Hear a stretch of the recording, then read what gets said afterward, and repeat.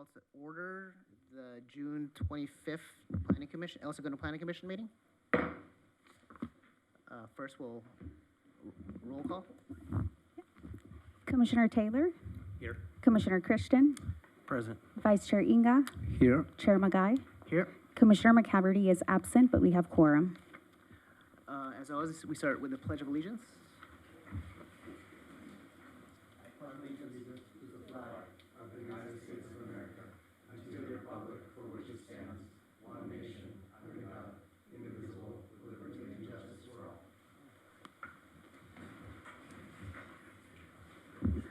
Okay, then we'd like to open up public communication. Is there anyone in the audience that wants to make a public comment on an item that is not on the agenda?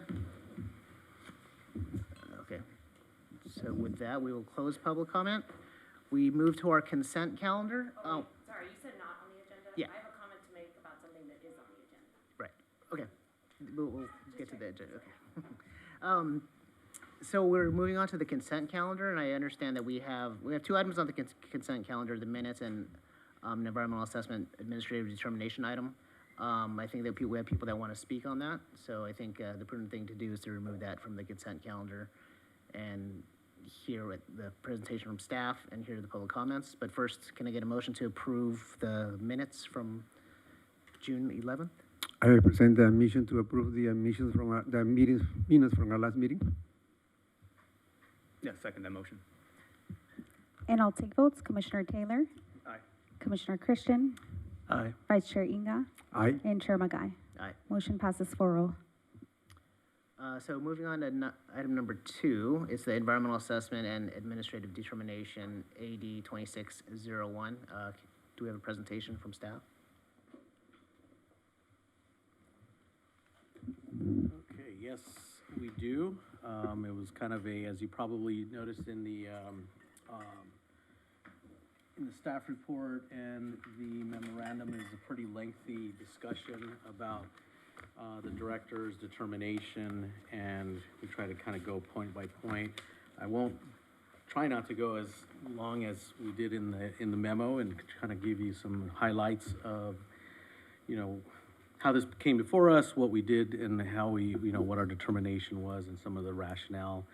And because I'm sure the commission would probably have more questions that we can answer, but we'll try to answer as much as we can. So the applicant had submitted a request for an admin determination for a specific property rather than an entire zone. They had requested that that there be a proposed, or actually submitted a proposed definition for what's they classify as an electric vehicle maintenance and customer service facility, as that use or term is not explicitly defined in our municipal code or our zoning code. Other components of the request is that the proposed use as defined by the applicant is permitted, should be considered as a permitted use by right in the CO zone. And lastly, that the use as defined by the applicant is similar in nature to the other permitted uses in the CO zone.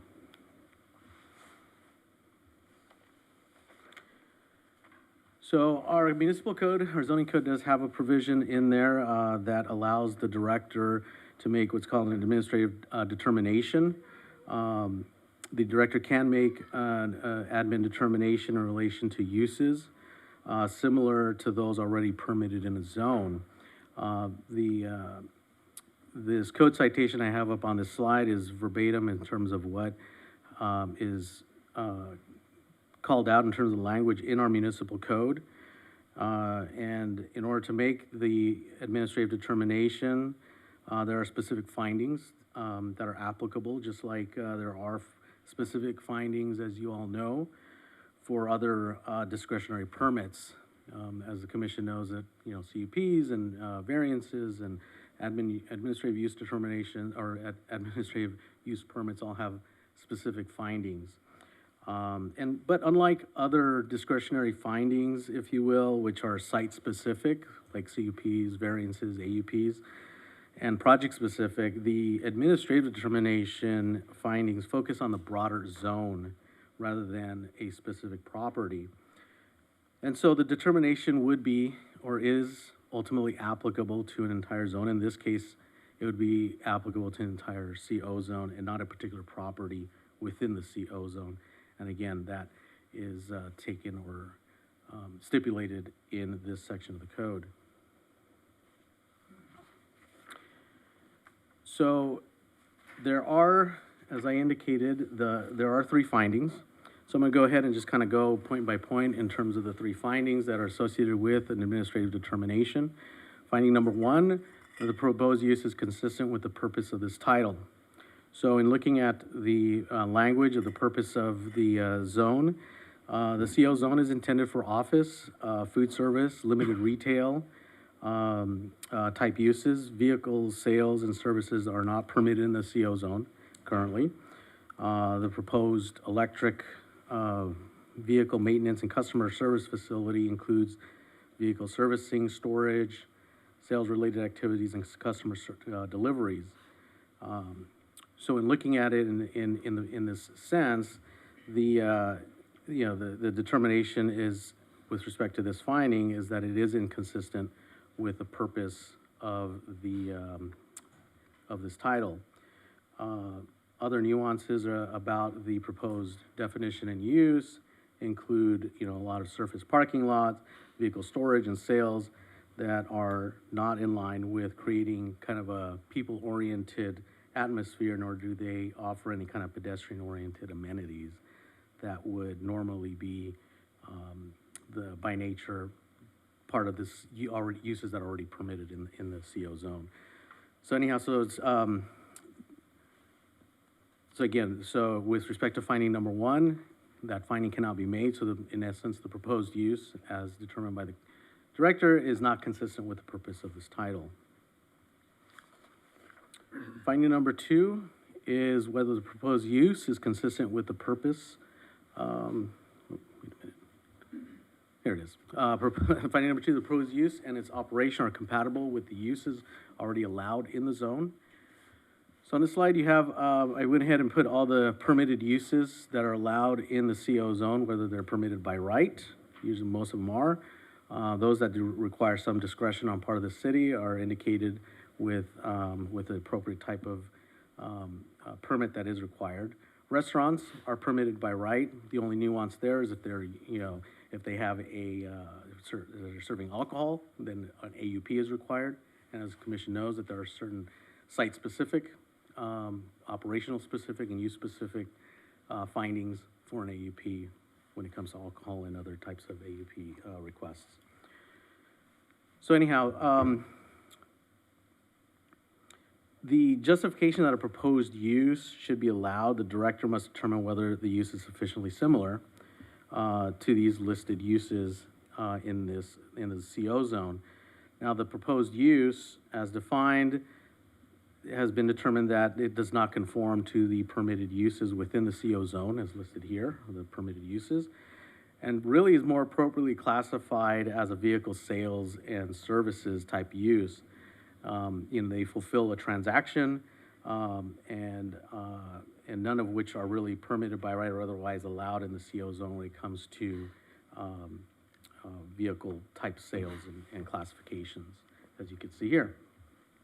So the director determined that the proposed operations exceed kind of the scope, if you will, of what would normally be considered professional offices and administrative office type uses and retail type uses. So therefore, again, the director did find that the use is not compatible with the zoning designation, or is it similar to any of permitted uses already allowed in the CO zone. With respect to finding number 3 of the administrative determination, finding number 3 states the proposed use is similar in impact and character to one or more permitted uses in the zone. Again, I've listed out the permitted uses in the zone. So just to walk you through a little bit, so as you see, the code has a list of permitted and conditionally permitted uses. So in this situation, if a use is not listed, the code, affords the director to either upon request by the public or by staff initiation, to make a determination of its proposed similarity. So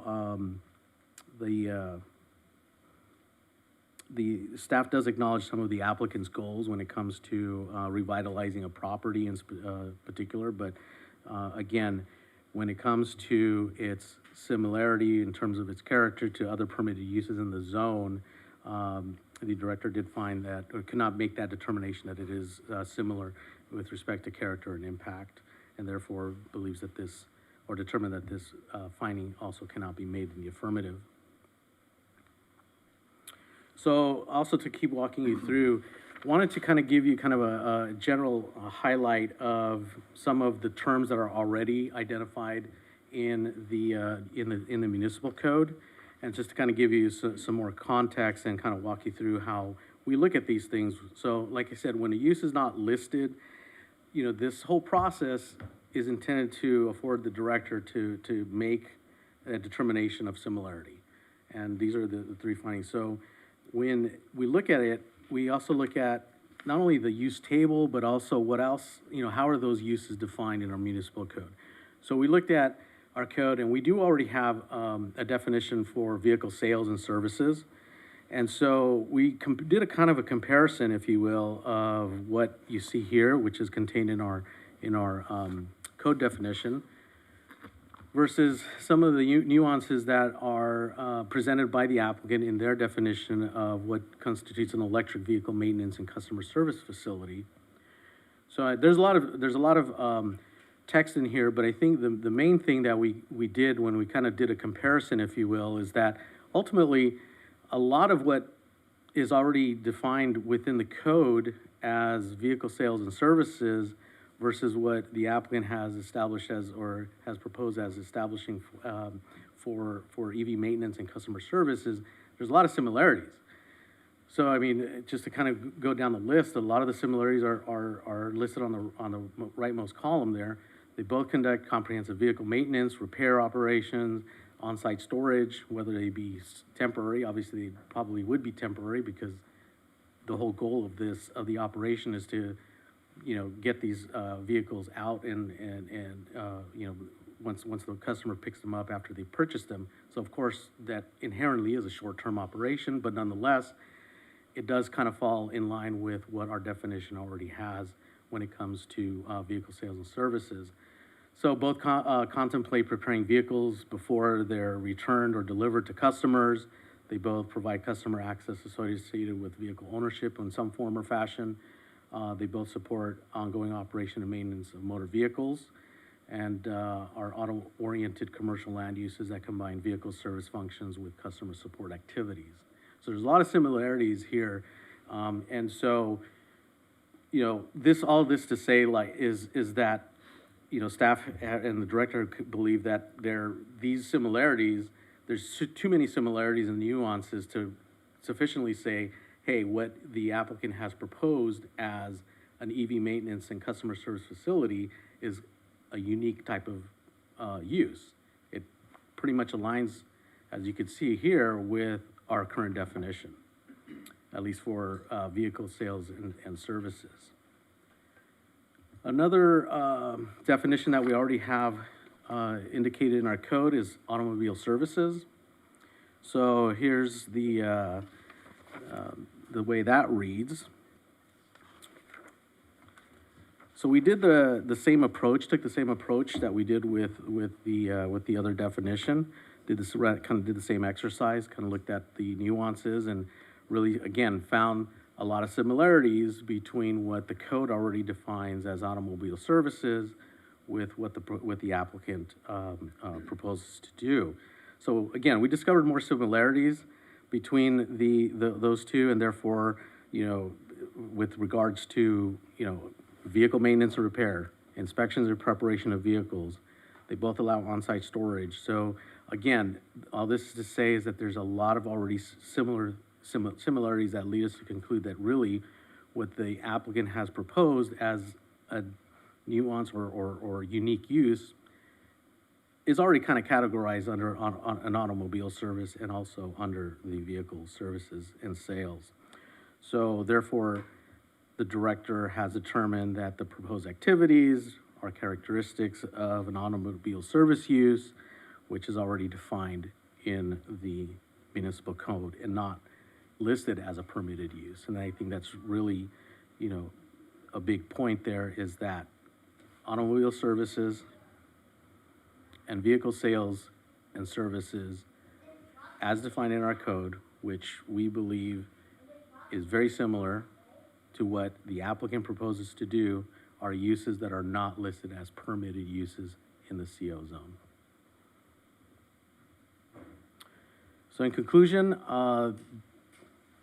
the director and staff believes that the proposed use is not sufficiently similar to a listed use that's already identified in the CO zone to justify a finding that it should be deemed either a permitted use or a conditionally permitted use or a use that's subject to an AUP. The proposed use already fits within the definitions that are already contained within the municipal code. And so therefore, we recommend that the planning commission uphold the director's administrative determination as specified in the memo.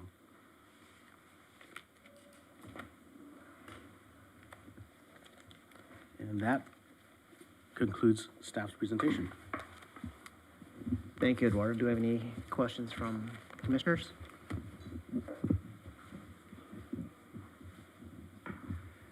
Yeah. I guess my question maybe for staff first is, what are the options here? If we just go with the determination, does that end all of this? Do they have to then turn around and do an AUP, or what happens here?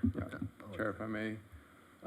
So the admin determination, which is not usual for the commission, we don't do these all that frequently with the commission, but similar process to the AUPs for alcohol sales. It's a director level decision, but the commission has an option to receive and file the application, making no changes to the director determination on those.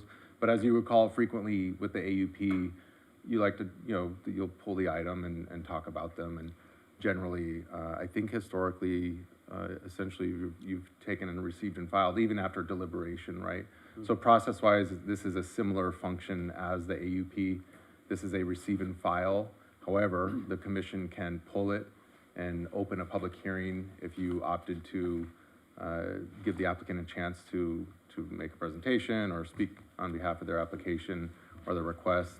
And then you can deliberate amongst yourselves and either choose to receive and file or overturn the director decision amongst yourselves, or you could choose to just escalate the consideration to city council on your own volition.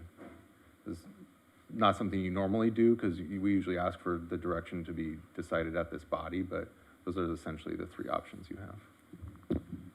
Mr. Chair, members of the commission, I would also add that applicants always have the right to propose changes to the city's code. So another option that was available to the applicant, which they chose not to do, is to ask for an amendment to the code. Instead, they're asking the director to, make a finding that their proposed use is similar to the uses that are allowed in the code, in the zone. So that's another option that the applicant chose not to pursue.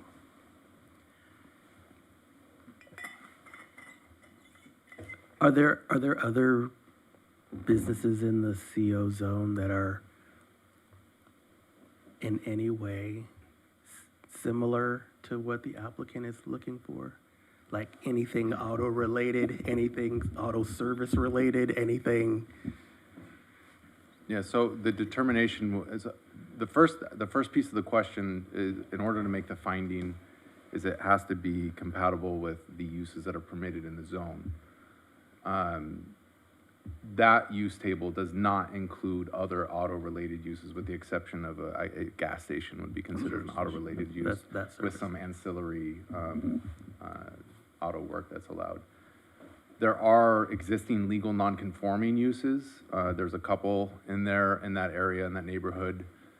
I think down in Lairport. There's a business that is. There's like two, right? Yeah, so those are legal non-conforming, meaning although the business itself, the establishment has changed hands, or new owners, old owners have come and gone, When we looked into them, those had been there for several decades. I think it went back to the sixties. Yeah, it went back to the sixties, so at one point it used to be a permitted use, and sometime in the nineties it was eliminated, so it's no longer permitted. Okay, I was just wondering. I like consistency. So when I saw Caliber and Hot Rod are like still over there, I was like, what are we doing? So, okay, that was helpful to clear that up for me. What defines a service station for the CEP or the CO zone?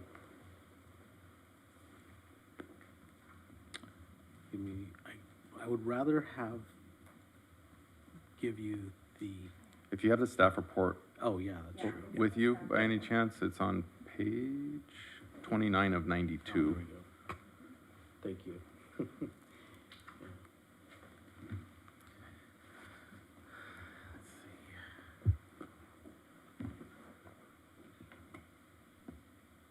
So in other words, it's a gas station, in summary. A Right. gas station with an ancillary service repair center, as you typically see in some sites. So these are the permitted uses in the zone, right? So is the applicant making an argument that it fits into one of these or is close enough to one of these? Is that the? Correct. Or several. Right, the argument was that it fits into several different categories. That it functions as like a medical or dental office in that, you know, you need to make appointments or reservations and other nuances Yeah. of other, like the service station, which is a permitted use by, with a CUP. So, which is fine. We do the same thing. We look at it in its totality. And so when you're making these kind of determinations, it's not unusual for it to fit in multiple of these categories. It doesn't have to fit squarely into one. It could be medical and a restaurant, or some element of a restaurant and a fitness center. Like, I think a really good example illustrative of that is Love Life, right? That is not one category, but that is a single business that multiple categories of that business fell into different boxes, right? And so that is the best real life example that we have locally. But Live Life is very clear. I mean, it is a restaurant, a fitness center, general Right. office, medical, dental. And they have a daycare piece, so it's Right, so very it's an clear. assemblage of Yeah. actual Of uses that are different in the uses. actual land use Right. type. Yeah, Okay. that's right. okay. During the presentation, I heard about vehicle sales, but in the staff report, I read about vehicle storage and delivery. So is the intention of this proposal to be like a traditional car dealership? Well, whether the intent on the applicant is whether, you know, whether they'll probably argue that it's not a dealership. I think the nuances of what they've produced to us and provided to us pretty much functions as vehicle sales in a dealership. I mean, is there going to be a point of sale at this facility where you're sitting down and you're writing out the loan documents, or is that done off-site somewhere? I guess that's where I'm a little confused. If Yeah, it's- I mean, the applicant Point of the applicant can elaborate, but our understanding is that it would not be doing the point of sale is online. Yeah. So if they if someone came to, at least what was conveyed to me as well, was that if someone did visit the site, then they would go, you know, online and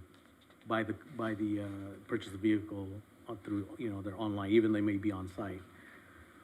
So there is no, but ultimately, no, it's all done online. How different is this from the Rivian facility, also in El Segundo? The Rivian facility, yes. So if I recall, that's in a different zone. That's in a manufacturing zone, which does already allow for some limited auto type of repairs and servicing.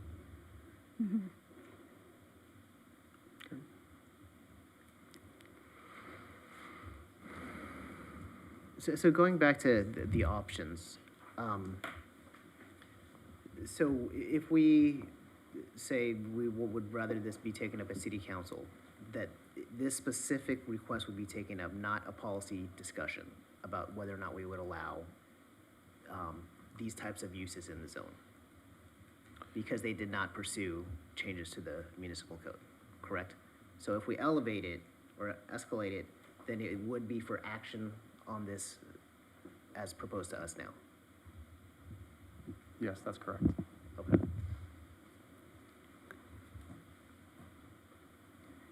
Or if we receive and file it, then they have an appeal process, but they have to do that within 10 days, is that the? That's right. That's right. Okay. And then Commissioners, I do want to add to Commissioner Taylor's question about whether or not there's some sort of transactioning happening with the sales on site. In the description that the applicant provided, it does highlight that the use involves customer meetings with a sales rep on site in an enclosed building in their designated appointment time. They're going to review and finalize the transaction. So there's still some sort of kind of dealership interaction occurring on site, although the sale is happening online. But they come kick the tires, they get the sales pitch, all this stuff, and then the fulfillment, they pick it up there. So, I mean, they could be sitting there online theoretically Correct. doing it, right? So, I mean, it's all the same. Yes. When it comes down to it. Yeah. Okay. Chair, and just to add a little color, point of sale is not usually a land use consideration that we sort of get into, but just to add context, the California Department of Tax and Fee Administration is currently, and I don't have a timing on when this is supposed to be wrapped up, it's been ongoing, but they are still in the process of determining essentially where the point of sale is and how the sales tax is distributed for this type of business model. It is not the same type of traditional car lot and car sales as we're accustomed to that don't have the online sales, where there's already the point of sale is driven primarily by the residents of where the purchaser lives, and then a portion of it goes to the city that hosts the auto sales lot. So the state agency is actually looking at and studying how this distribution should go in the future, but we don't have a temperature where that's going or the timing of when that decision will be made.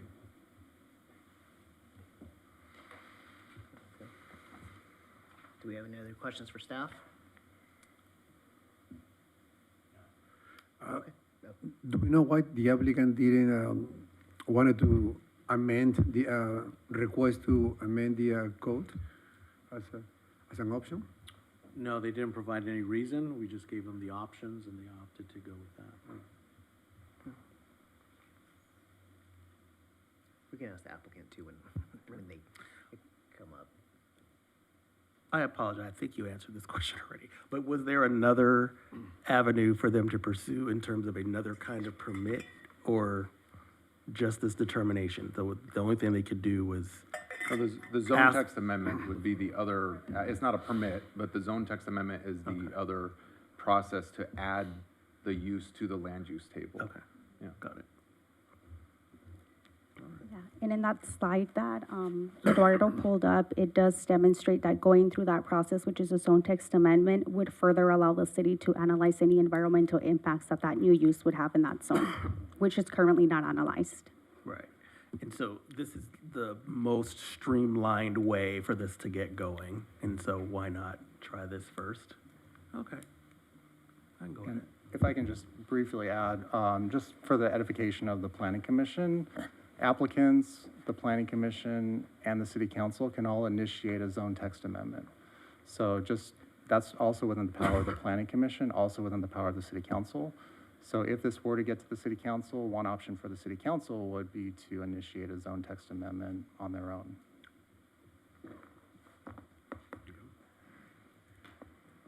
And that's, of course, if they wish to direct staff to, have that as a listed use in some form or fashion within the CO zone.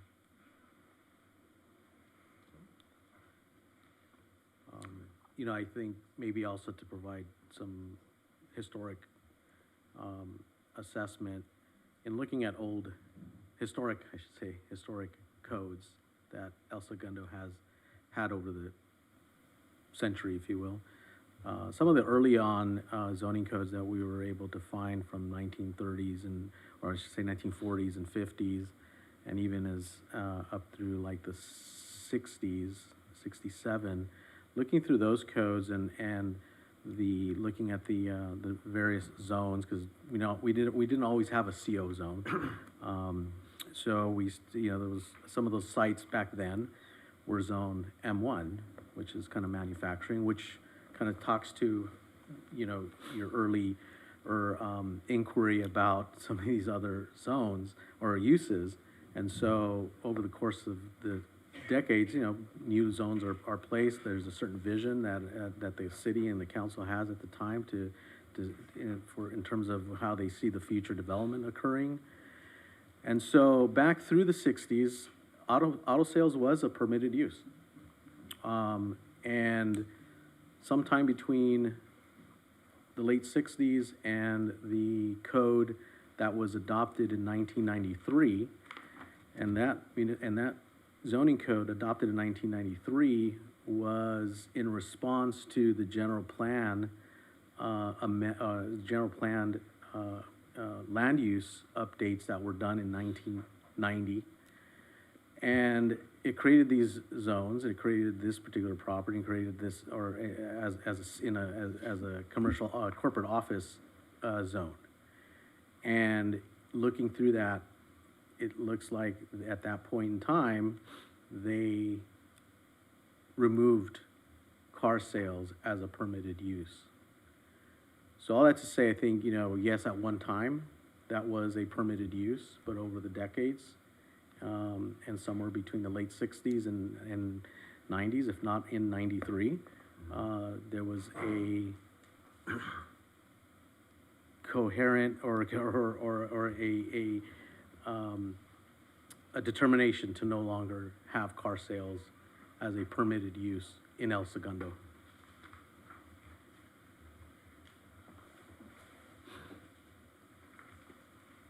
Thank you.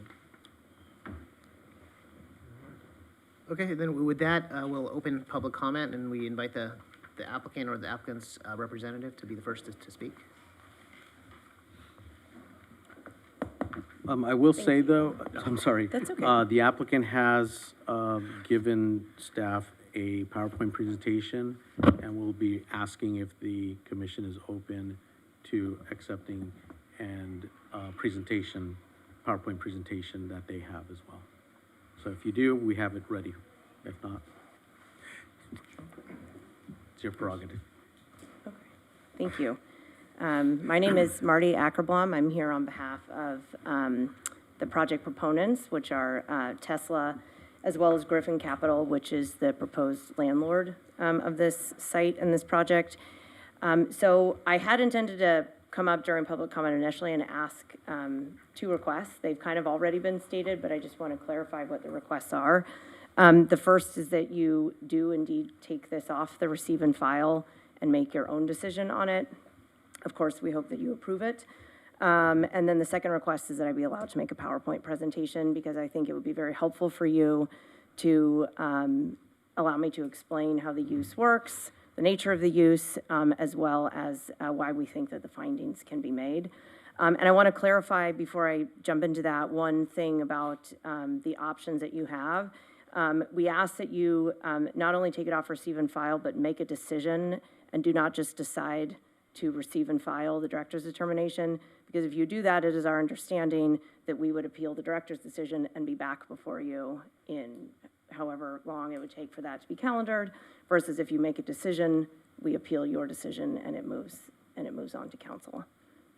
So hopefully the city attorney will agree with me. In other words, I think. Yeah, procedurally, That was on my board. Procedurally, you'd be affirming. again, so the options are, like AUPs, receive and file, or the commission can pull it and take action yourself. Or as I suggested earlier, you could certainly just refer it straight to council. So the receive and file can be appealed. Yeah, the main difference that was being delineated was when you receive and file without action, is when the applicant appeals it, it comes back to you for consideration and a notice public hearing. Out of practice, so that we don't have to always bring items back 2 weeks later, we always notice our administrative determinations so that the commission can just pull it and hold the public hearing that very night, just because it's convenient and it's more streamlined. So similarly, we did that tonight. It was publicly noticed just in case it was pulled, similar to what we do with AUPs. Yeah, so Okay, because so- you pulled it then, even though because it's pulled in, I think ultimately, correct me if I'm wrong, city attorney, you would be affirming.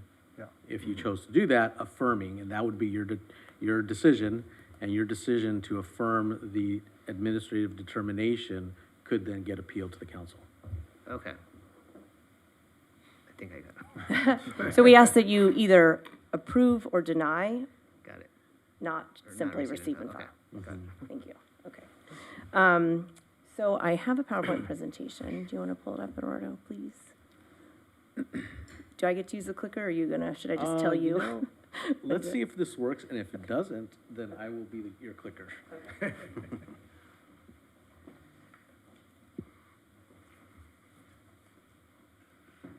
let's see if that works. Yep. Perfect, okay. You got it. Thank you. All right, let me just grab one thing.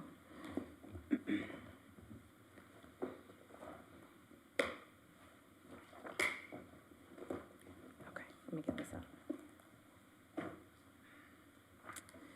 Okay, so as I said, my name is Marty Ackerblom. I'm here for the project proponents, which are Tesla, as well as the proposed landlord. I want to say, so you already know that we are seeking an administrative use determination to find that this use is permitted in the corporate office zone, specifically at the site located at 2050 North Pacific Coast Highway and 1921 East Mariposa. So before I jump into it, well, this is our site outlined here in the CO zone. And before I get into it, I just want to say that we are very excited to be here.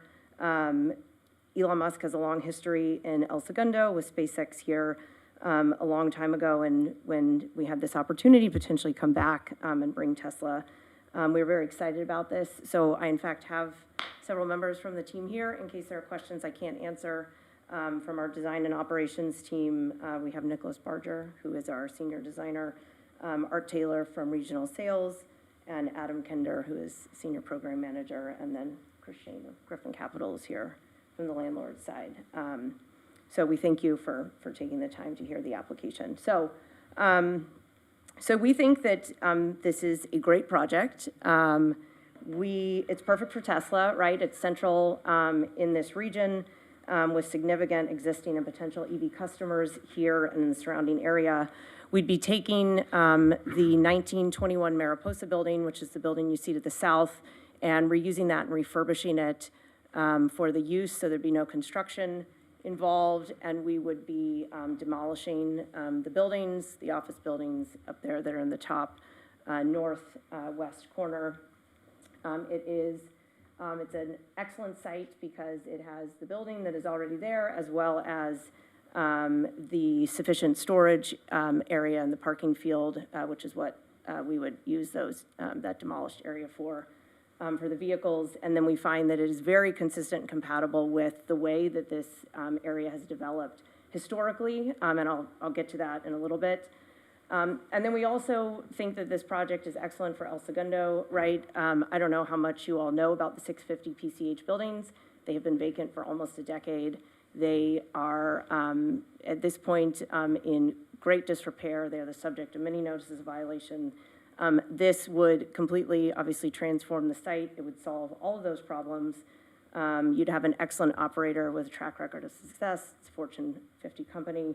And you'd have an economically productive use that would bring employees and customers to the area to use some of the businesses that staff was talking about, like the restaurants and the retail and the other amenities in the area. So without further ado, so what I wanted to do first was run you through the use. There's more about this in the project description that we submitted, but this, I think it helps to have someone actually explain it to you. And why it is not some of the things that staff raised in their determinations. So here is what the site plan would be. We have our building to the south and the parking field up to the north.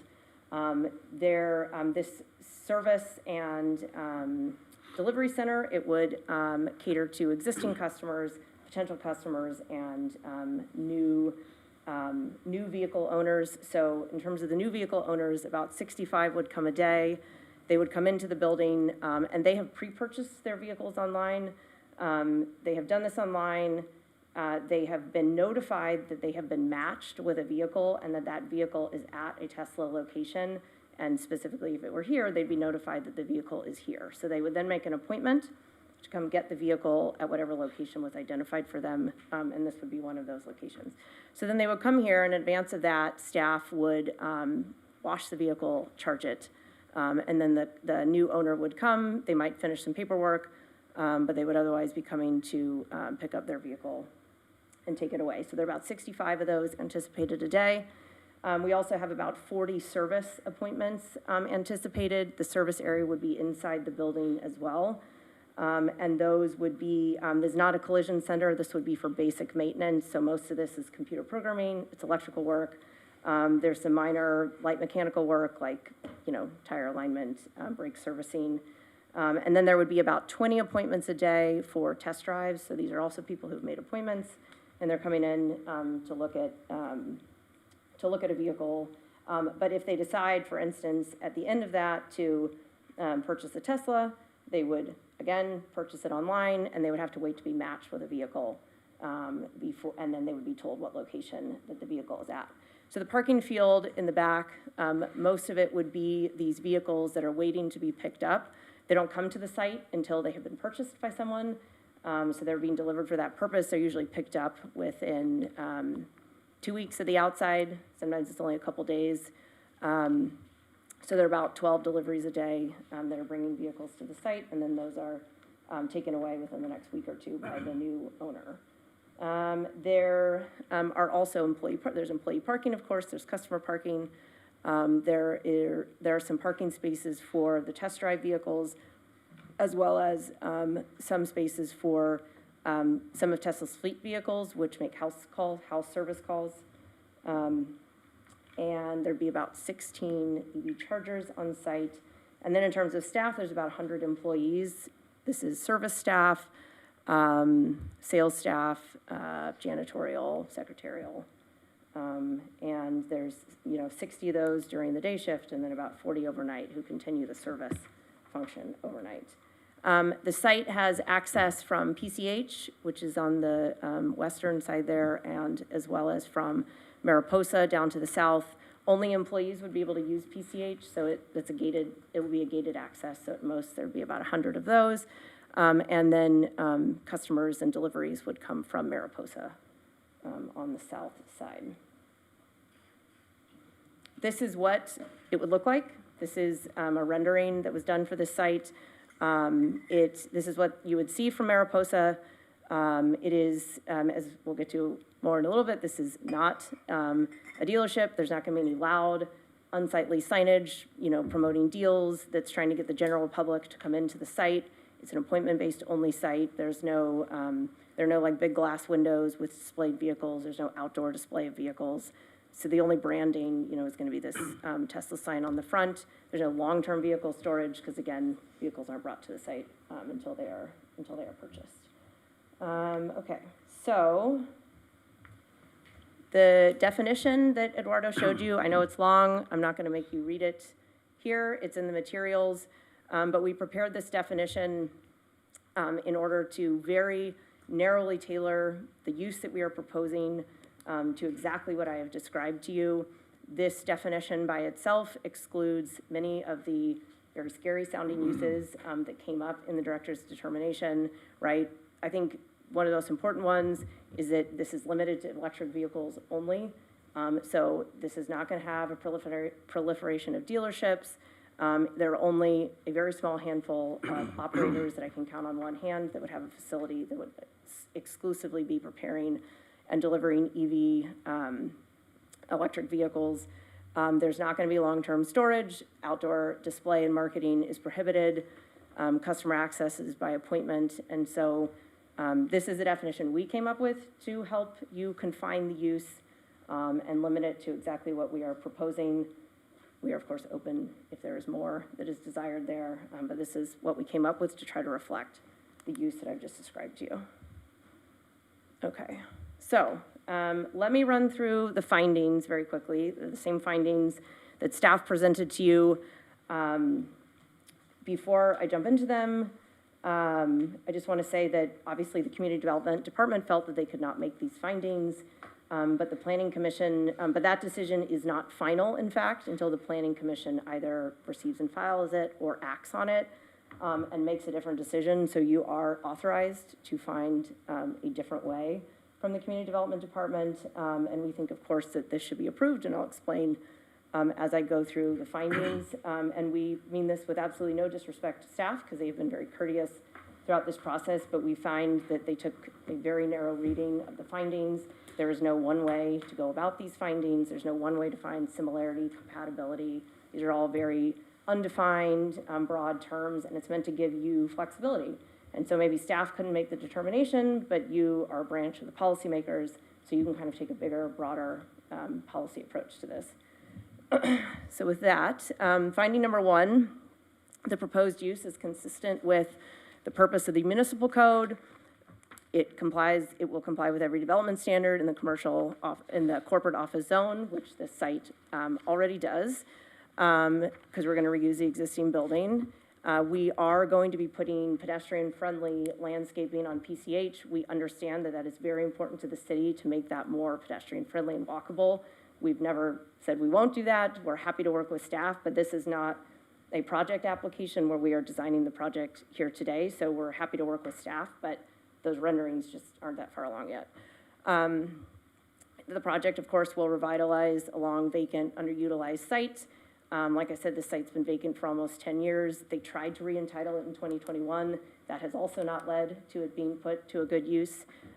So when you're trying to find consistency with the municipal code, I think all these things have to be considered as well. We're not seeking any variations from the code or anything like that.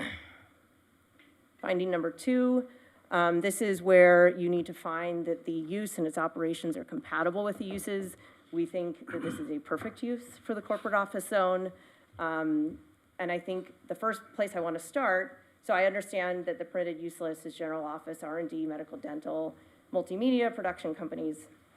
And I want to start with how this zone has historically been developed with permitted uses, right? This is an R&D area. It is largely a light manufacturing district. You have these R&D facilities lining the street. They're secured facilities. To the south, you have some office developments, but they're kind of like a business park configuration, so they're set back from the street. This is not like a downtown or like a Bunker Hill where you have lots of office workers like using the neighboring buildings other than to go to the restaurants that are in the area. And our site will do that no less. We have employees, we have customers, they're gonna use the facilities, and they're gonna inject more pedestrians and more people into the area that will be a benefit to the businesses. It is highly compatible with them also because it has low amounts of traffic. They are drastically lower than what was entitled there in 2021 and than what exists there today. We've combined the two sites, so we now have access from PCH and from Mariposa, which has been a problem with the sites being developed, with the possibility that the sites would be developed separately. The activities are done indoors, other than the parking and the EV charging, right? There is no impact that it will cause on the surrounding businesses, particularly given the nature of this area. And this is an example of what this area is. It is economically productive, but it is not your like pedestrians hitting the pavement all the time, walking around, and really interacting too much with their neighbors, other than based on the fact that they have employees that go and they visit these restaurants that are on PCH. As you can see, surrounding the site, almost exclusively R&D, and so there will be, virtually no impact on these businesses. And these are all permitted uses. I didn't list anything that was not permitted in the zone, other than maybe data center, but it made it onto the list anyway. Okay, finding number three. So, and I also want to mention there are no sensitive receptors in the corporate office zone. The only houses across PCH behind a commercial strip, right? So there's no concern there. So finding number three is that the proposed use is similar in impact and character.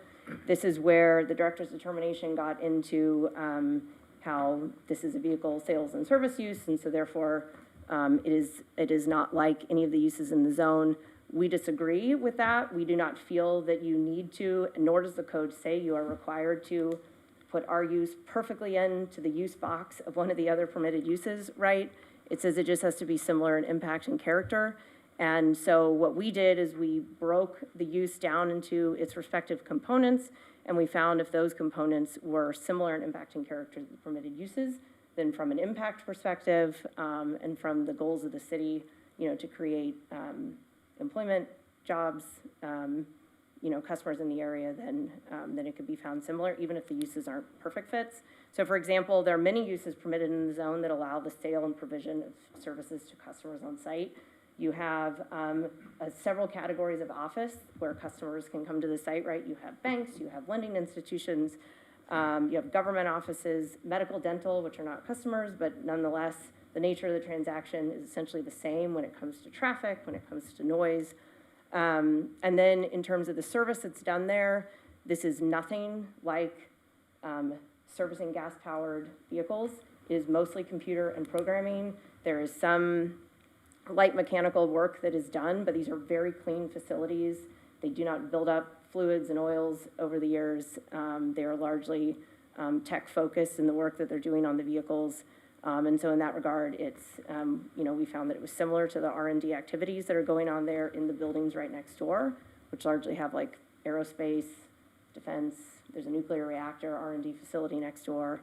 And then, like I mentioned, this is a very green use, right? There's no vehicle emissions. They're quiet. So there's, you know, there's nothing unusual about them that isn't similar in the impacts that are caused by the office and R&D that are permitted there. And in terms of impacts, I've already discussed a little bit that it's actually going to cause a lot less impacts than what could be built there today. The office project that is entitled there currently was going to have 3,000 daily vehicles coming in and out of PCH. That was their only access. We're going to have much less than that based on the numbers I gave you of employees and customers. And so you're going to have no vehicle emissions other than the employee vehicles. You're going to have very little traffic. They have better access than the prior developments did. Okay. And then there was a lot in the director's determination. So we feel that it would be helpful if I try to hit on a couple of those points. I will try to go quickly. Some of them I've already mentioned in the presentation, so I'll try to skip over some of those. We did apply for a property-specific AUD. There is nothing in the code that says you can't do that, and we think the language, the code in fact allows you to condition this in any way you want, and we feel that the language in the code also actually supports it because we said this in our application letter, but there are noticing provisions for administrative determinations. They refer both to property-specific determinations as well as determinations that are not property-specific. So there's language to support that you can make this property-specific. Nonetheless, even if you apply it zone-wide, the use is extremely narrow. It's extremely tailored to very few operators. So you can still make the findings. Even if you're going to apply it zone-wide, if you desire to do that, there's really nothing that would prevent you from making that determination tonight too. So in some ways, this argument was we felt it was a little bit of a red herring because we think you can make the findings either way. But if you choose to condition it to just this one property, we feel that you are authorized to do that. This is not a dealership. It is not like that at all. There's none of this unsightly signage is out front. The general public can't. They're not going to be just like coming in and out of the building because there's nothing outside the building to indicate that they can do that or that that is wanted. It is this issue of the vehicle sales and service use. I want to address that for a second. We don't really understand why that argument was made because the vehicle sales and service use is not permitted. It is not on a single permitted use list in the city. It is a definition in the code. And this is exactly why the administrative use determination process exists, so that you can be flexible, you can modernize without having to go through very long, drawn-out zone code amendment applications. And where it's not on permitted use lists, you can nonetheless find that it is similar enough and compatible enough to the permitted uses that you can do this. So, and I also want to point out that it's not prohibited in the zone. In your use list, you have prohibited uses, which are denoted by an N. This is not a prohibited use, it just simply doesn't exist anywhere in the code other than the definitions. And we are very different from it, because we're limited to EV, the operations are limited, it's appointment-based, and so there are many distinctions. So I don't think that that should impair your ability to make these findings. Same with the fulfillment center. This is definitely not a fulfillment center, right? It is EV vehicles. There are not large trucks bringing inventory in on a constant basis and large trucks and delivery vans taking products out to people. This is customer service focused. There's very little traffic, very few vehicle emissions. This is not a fulfillment center. Then we already talked about the fact that we don't think you need to fit the use entirely into one use category. There's nothing in the code that says you have to do that. And so to allow yourselves maximum flexibility and discretion, we broke it down into components and compared those to what's permitted. This issue of whether this will inhibit pedestrian-oriented traffic in the area, we don't think that's the case at all. There are 100 employees, there's 125 customers a day. They will generate business for the surrounding businesses, and they're gonna move around in the area no less than the R&D facilities and the business parks that are there. And they're gonna use, the restaurants that are nearby. Nighttime operations are not prohibited by the code. They're only prohibited if they disturb the peace. This site is not gonna do that for all the reasons we discussed, and there are no sensitive receptors in the area anyways. So that is not gonna be a concern. As I mentioned, it's appointment-based, and there is no marketing that is going to occur that would make the public think that they can just wander into the facility.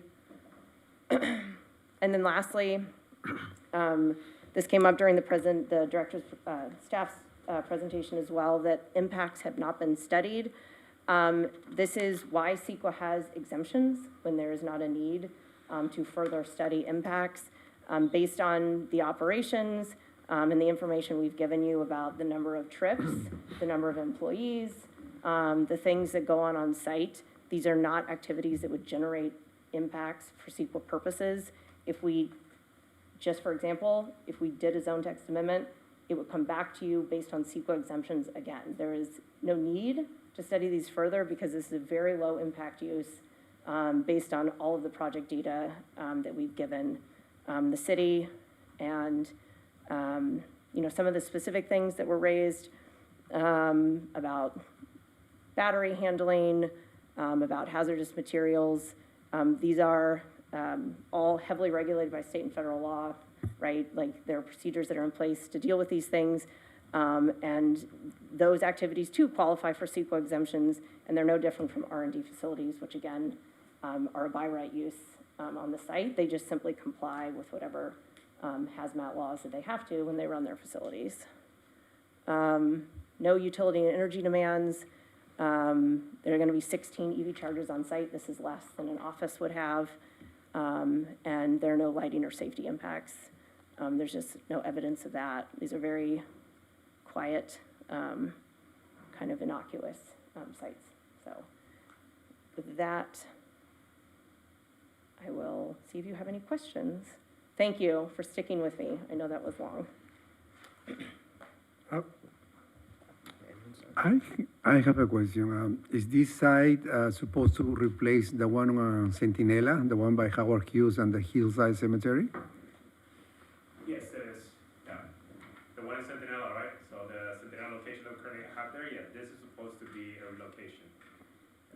A new location or a replacement? Replacement. A replacement, Yeah. okay.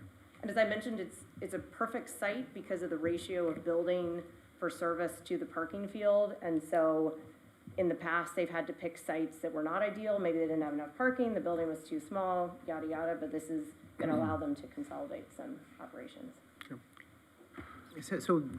I'm still stuck on the permitted uses and how this facility fits into that. Can you, on slide 12, the second bullet, or no, the third bullet, can you walk me through the thought, 12? Oh, this is, slide 12, this one? Oh, no, I'm sorry, maybe. Okay, This is yeah. where I break down the components of the use and do the Can you, similarity analysis. so you're saying that it is has some characteristics of, I don't know, with that list that Eduardo showed.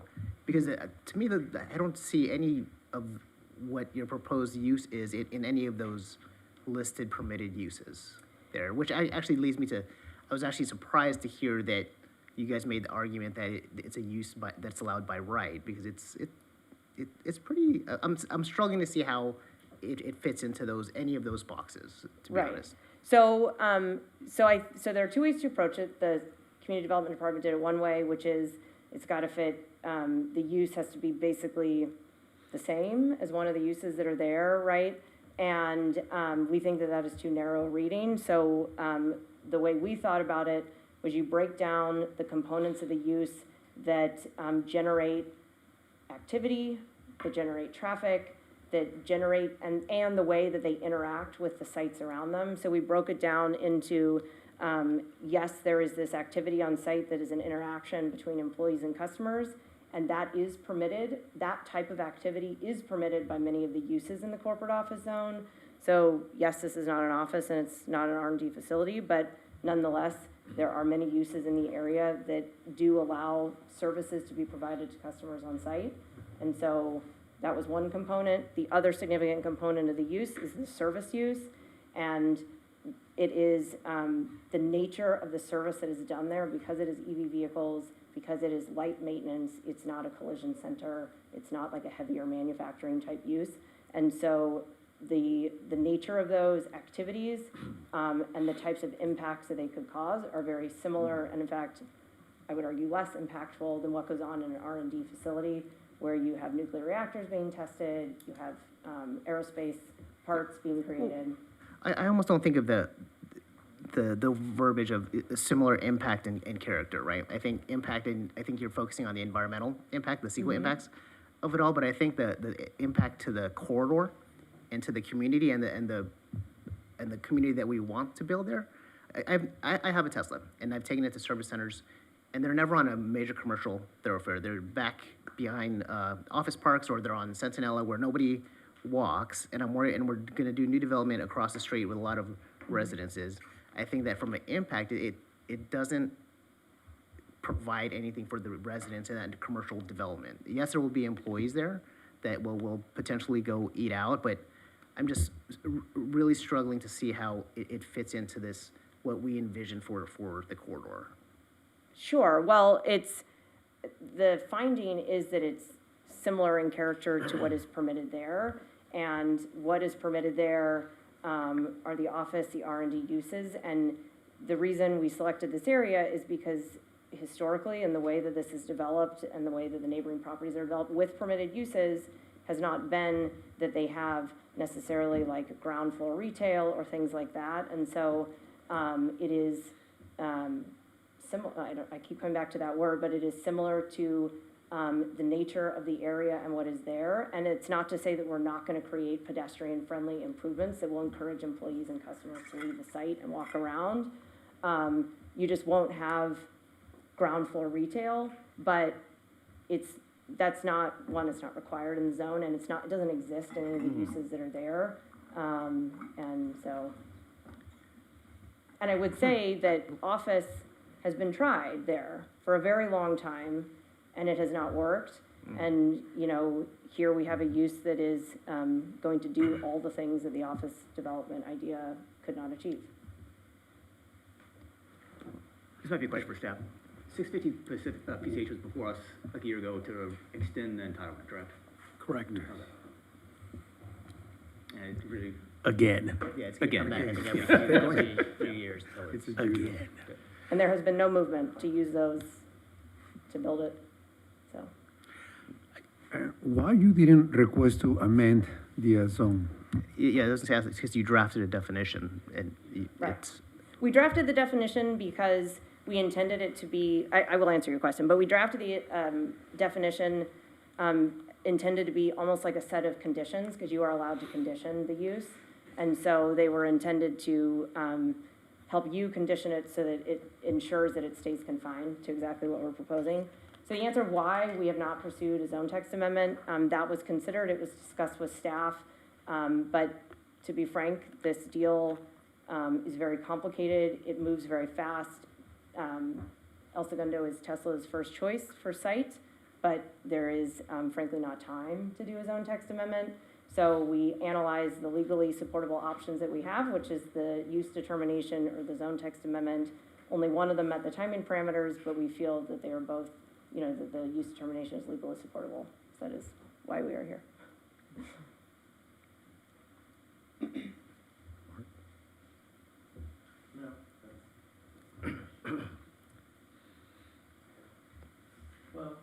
Maybe I do have a question.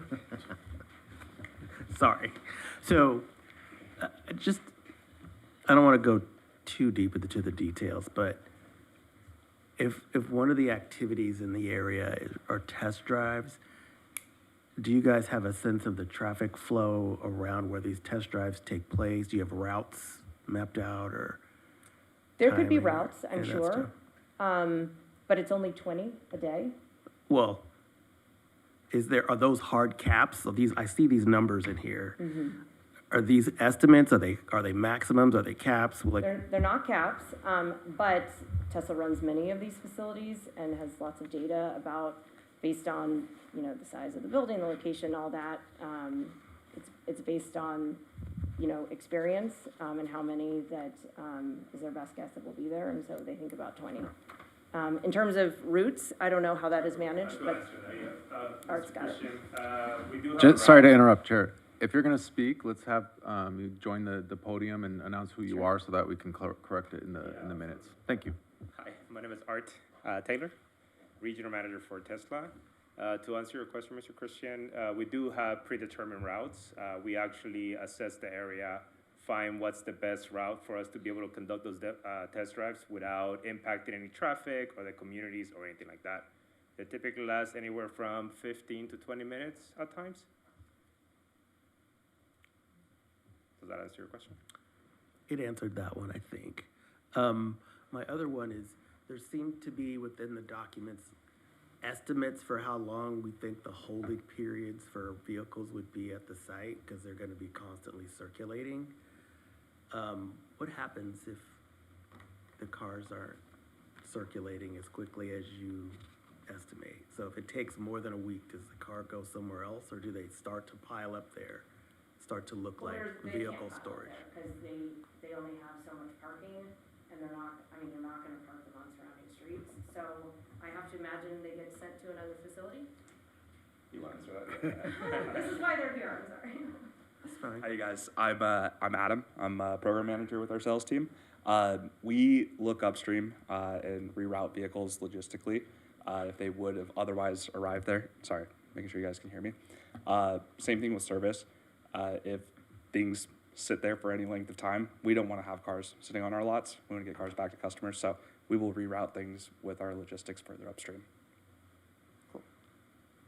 Does that answer? It does, I suppose, yeah. Okay.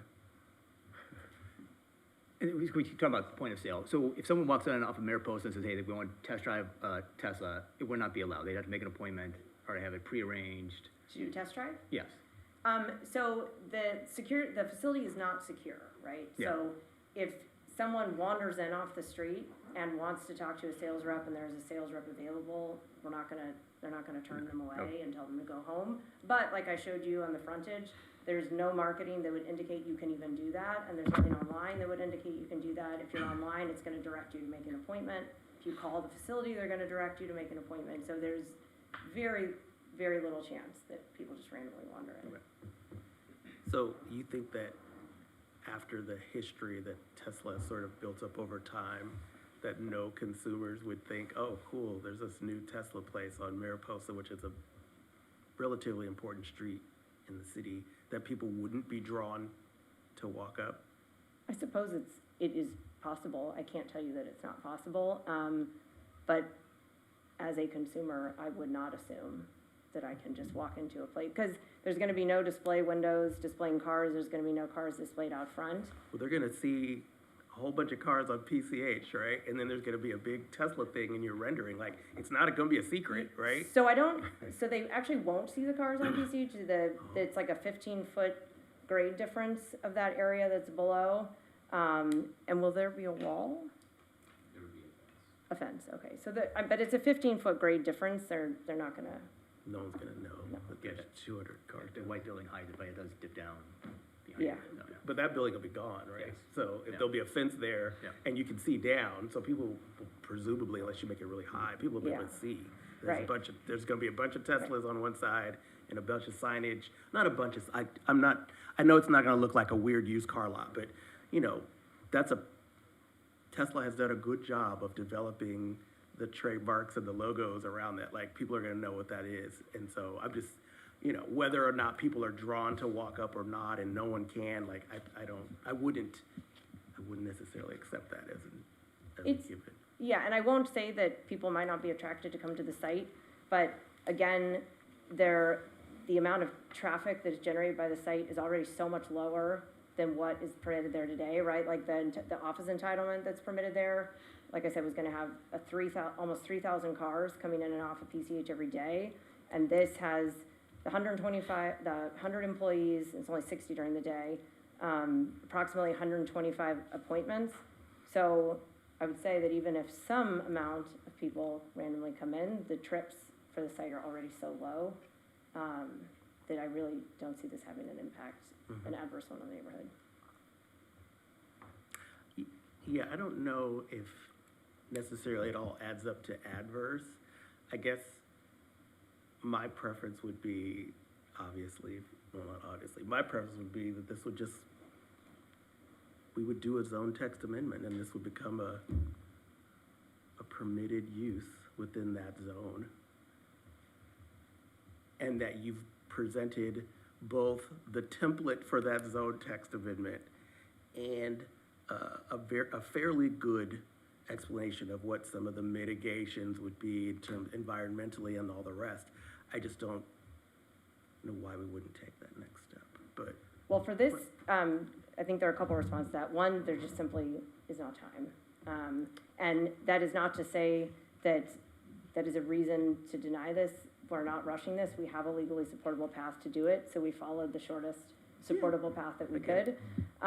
But based on the way the operations work, the number of trips, they generate, that's what generates impacts, right? Emissions, the impacts from the materials that are stored on site, we've discussed those. Even if this went through a zone text amendment, it even then would come back to you in the same form with the definition that we provided. There would be exemptions from CEQA. We are using an existing building, right? That is exempt from CEQA. We're not increasing the intensity of the operations. All of these things, it would come back to you in the same form. It's not gonna come back to you with like extensive environmental studies because they're just simply not needed for the intensity of the operations. Can you go back to slide 12? This is another thing that I'm stuck on. So it's not a dealership, right? But you can purchase cars there. You can, the vehicle, it's not, you don't do vehicle sales there, but you can go kick the tires, take it for a test drive, and pick it up there. There's no service? I thought that it is a service and maintenance use. There is, yes, there is maintenance. Well, let me let you finish. Do you So, wanna and then finish your it's question? not a Sorry. fulfillment center, but Yeah. you can purchase a car and pick it up there. So I'm very like stuck on this as well, that this isn't connecting for me. Yeah. How are we just really like on the fringes trying to find this definition here, which almost goes against common sense? So the finding that has to be made is that it is similar in nature and character, similar in character and impact to permitted uses. And so we have done that. We have analyzed the permitted uses. These dealership and fulfillment, they don't even exist in the city's code. They are not uses that are contemplated by the city at all. They're not defined. Vehicle sales and service, we keep using that very big phrase, but it also is not on a single permitted use list in the city. It exists as this definition in the code, and the definition includes many things. It is this big umbrella term for like impounding, towing facilities, parts salvage. So it's basically like all vehicle uses, but again, it's not on a use list. And so to say that we share some characteristics with some of these things that are, some of them not even in the code, others not prohibited, they're not on any use list, is not the finding that needs to be made. And so there is nothing about the the corporate office zone that I want to be clear, we do not feel we are these things, but there's nothing about the corporate office zone that permits features of these things to exist in it. As long as you can find that they are similar and compatible enough to what's permitted. Okay. Like I said, I feel like we're just picking things off the fringes, even for part number 3, where it doesn't fairly squarely fit into something. I just don't. The code doesn't say it has to. Yeah, but it's not fitting into any of them in my eyes, really. You're taking, the example you gave was that there's customer interaction at a restaurant. So that means there's customer interaction at this facility, and then it's good. That's the example that you gave, right? Well, there are many other enough to uses me, other yeah. than, restaurant, right? But yes. Okay, so that's the argument that you're making. Okay. Yeah, I had a similar question, because I was kind of like, well, similar thought. It's like, oh, well, in the corporate office zone, people have file cabinets, and we're gonna have file cabinets in here. Yeah. So this ought to fit right in there. That's Yeah. corporate office. Like, I don't quite get there either, right? Yeah. For that, yeah. But then it's on the other side too. It's like, oh, we don't do vehicle sales, but we do 95% of the Everything but components vehicles. of vehicle sales, Yeah. but it's not. Right, but it's again, vehicle sales are not prohibited, they're not, they're not, to us, they are not part of the analysis because they are not on the permitted use list, nor are they prohibited. They're just, again, it's just a definition in the code. And to say that we are like that in some respects is not the finding that you need to make or the grounds that you would need to make to deny it. It's the one we need to ignore to find. And I'm not saying you don't even have to ignore it. You can acknowledge we share some components with it, but since it is not prohibited and it is not going to be the way these operations work is not going to be incompatible with what's permitted there and what's there today, I don't think you have to ignore it at all. But that use in your code and the definition includes many, many things, and we have conditioned the use to disallow those things as part of what we are proposing. So the things that are noxious about vehicle sales and service, including the fact that it generally involves gas-powered vehicles, is not present in this proposal.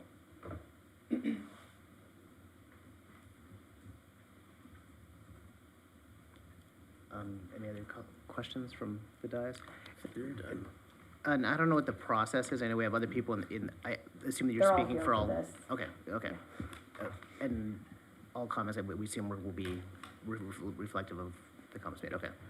I have a question for the staff. How long does it typically, Sorry, I want to make sure that the public comment period is wrapped up before there's deliberation and further questions with staff. Sorry, Commissioner Inga, for interrupting you. But Chair, if you wanted to entertain any other comments from the public and then.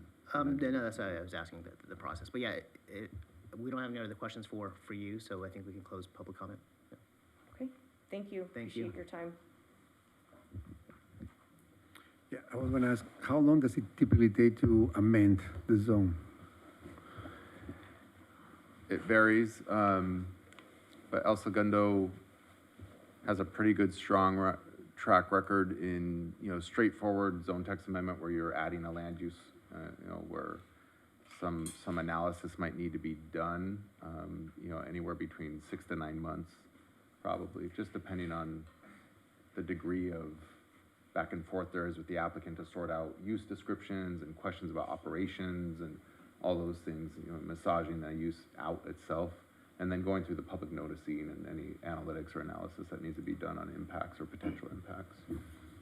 And Mr. Chair, members of the commission, I would just add that from our office's perspective, we've never seen a property-specific administrative determination like the applicant was proposing. So if there was a zone text amendment from our office perspective, it would have to apply to the entire zone. and all of those zones throughout the city, right? The applicable zones. So as part of, you know, Michael's team's analysis, they'd have to analyze the impacts to making that change through citywide as far as the zones throughout the city. So I've never seen a property-specific zone determination, you know, a use determination as the applicant is proposing.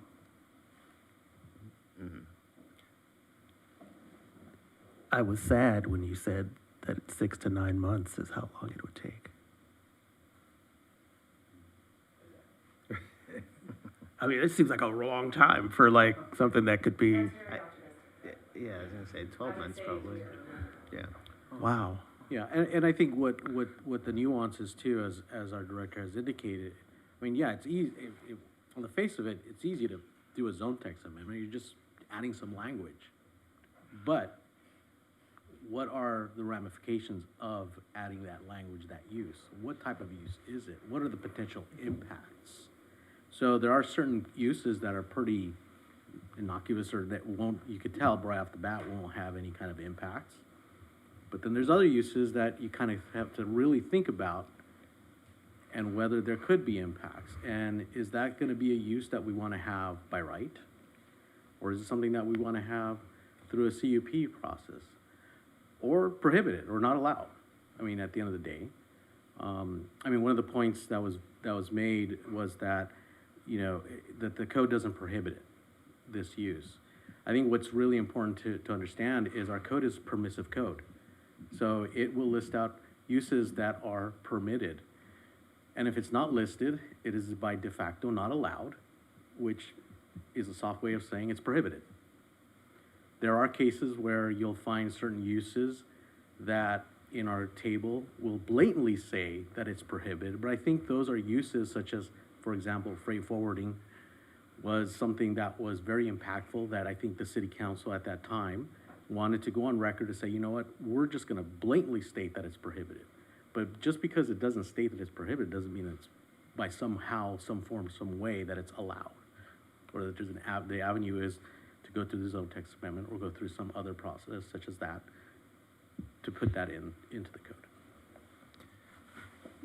Yeah, but I think doesn't that kind of strengthen their argument of why they're doing it this route, instead of going through the zone text amendment, because we don't want to change everything. They're just talking about the specific property for this administrative determination for one property they're looking at. Otherwise, that could open up a can of worms all the way down to PCH and, you know, Rosecrans and everything else, where the CO zone could exist. And I guess I'm gonna go back to your point earlier, talk about the land use in 1993, where obviously back then, EVs didn't exist in 1993. This is a brand new product, didn't exist 30 plus years ago. And correct me if I'm wrong, the land use element, we're gonna look at that here in the next year, we develop that. So potentially, the CO Zone 3 could potentially change that would allow this within the next year if it goes to the right proper channels and gets voted on and approved. So we're talking about a product that didn't exist 30 years ago that now does exist. And I know, Director Allen, he looked at that from a standpoint of adherence to that land use element from 30 years ago, which he has to do, that's his job. But, you know, looking at this now, I mean, is there some gray area where this now doesn't really apply to that anymore because 30 years down the line, this EV world that we live in now exists, and back then 30 years ago, people didn't understand what this could imply. So I don't, my thought, there's a lot of gray area within this on both sides. And that's why we're up here to make that decision. Any other thoughts or questions for staff? No. Other than, I mean, I feel like I would like to see this thing happen, maybe, but I don't like it this way. And I'm sad that we're saying it would take a year to do what seems to be straightforward. I mean, even... Well, I don't know that it's straightforward. I mean... I think, for me, I'm compartmentalizing what we have to do here and different parts of the project, right? Like, it could be a good project, but I have a lot of concerns about the project itself, right? There's a lot of things like future compatibility and impact, and not just environmental impact, but how are we gonna view that corridor in the future? And saying that no one's gonna wander in there, that's probably a safe thing, but then no one's gonna wander in there. It's not bringing the liveliness and activity that we want along that corridor. An office building, it won't be totally welcoming, but there's gonna be a lot of people coming in and out of it. And it gives us a notion of vibrancy and walkability here. If people aren't gonna be in that area, that's just gonna be, sure, you could put decorations on it, but it becomes a walkability dead zone if you can't go in there and there's no one going in and out of there. So I am worried about the future compatibility, but right now, I just focusing on, can we say that, can we approve that it's the same, that it's close enough to the uses there? In my eyes, I still can't connect the dots. Not to me, but Yeah. I feel like we could make it that way Yeah. if we just change the zoning. But, I mean, Oh, yeah, that's the thing. That's why I'm compartmentalizing. What we have before us today is it close enough to make the determination that we can approve it? yeah, I also think we should also, I mean, I agree, we want walkability, but at the same time, PCH along there, there's nothing along there. I mean, it's been Yeah. blighted for years. I mean, Yeah. sticking signs that's been closed for 20 years. I mean, we always talk about hotels and everything else going there. I haven't seen anything going there in 20 years. We Yeah. talk about that housing that's gonna go across the way from there, but that might be dead in the water based on performas and penciling it out. Yeah.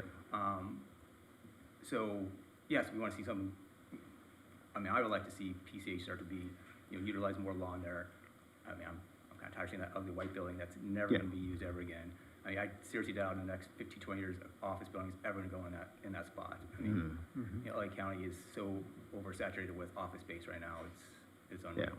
So, But that's the beauty of land use planning and design planning for Yeah. zones, right? You set your goals and you try to stick with it, and if things change, then you change the specific plans, right? You change the design standards. But to go treat everything like a one-off, that's a really slippery slope to go that route, in my eyes, so. Yeah.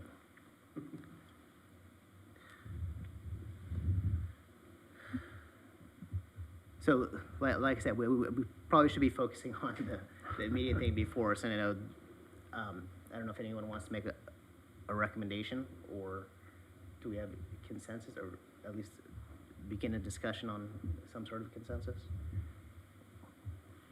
Well, I guess, so what are the recommendations? We either,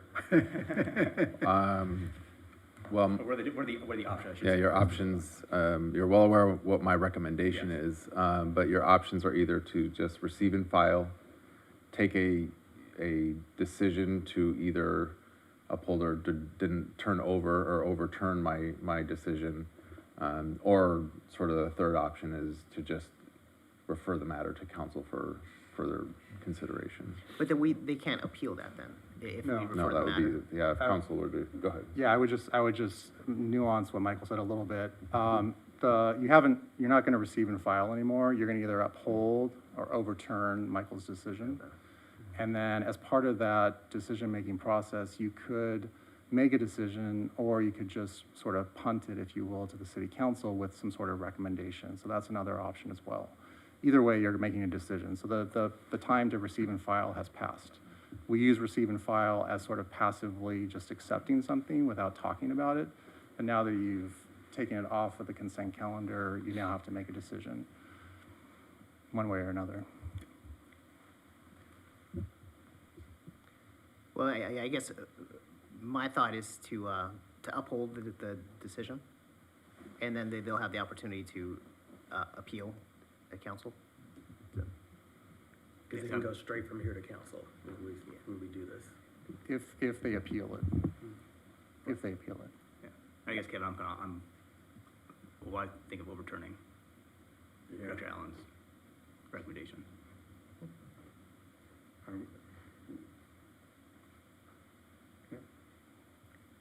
So that, you guys So are you're, thinking of so far, you're overturning. agreeing with overturning the recommendation? I'm on the same, I'm leaning on that, in that direction.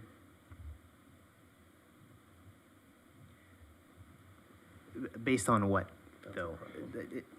How, I guess, again, Well, I think, it's, like I said, it's, I think this is a very gray area where this product didn't exist 30 years ago. We have a land use element that's antiquated. Director Allen was doing his job of interpreting the code, and now it's up to us as kind of, decide, hey, is this code from 30 years ago still applied to this new product that now exists? And there's gray area on both sides of the argument.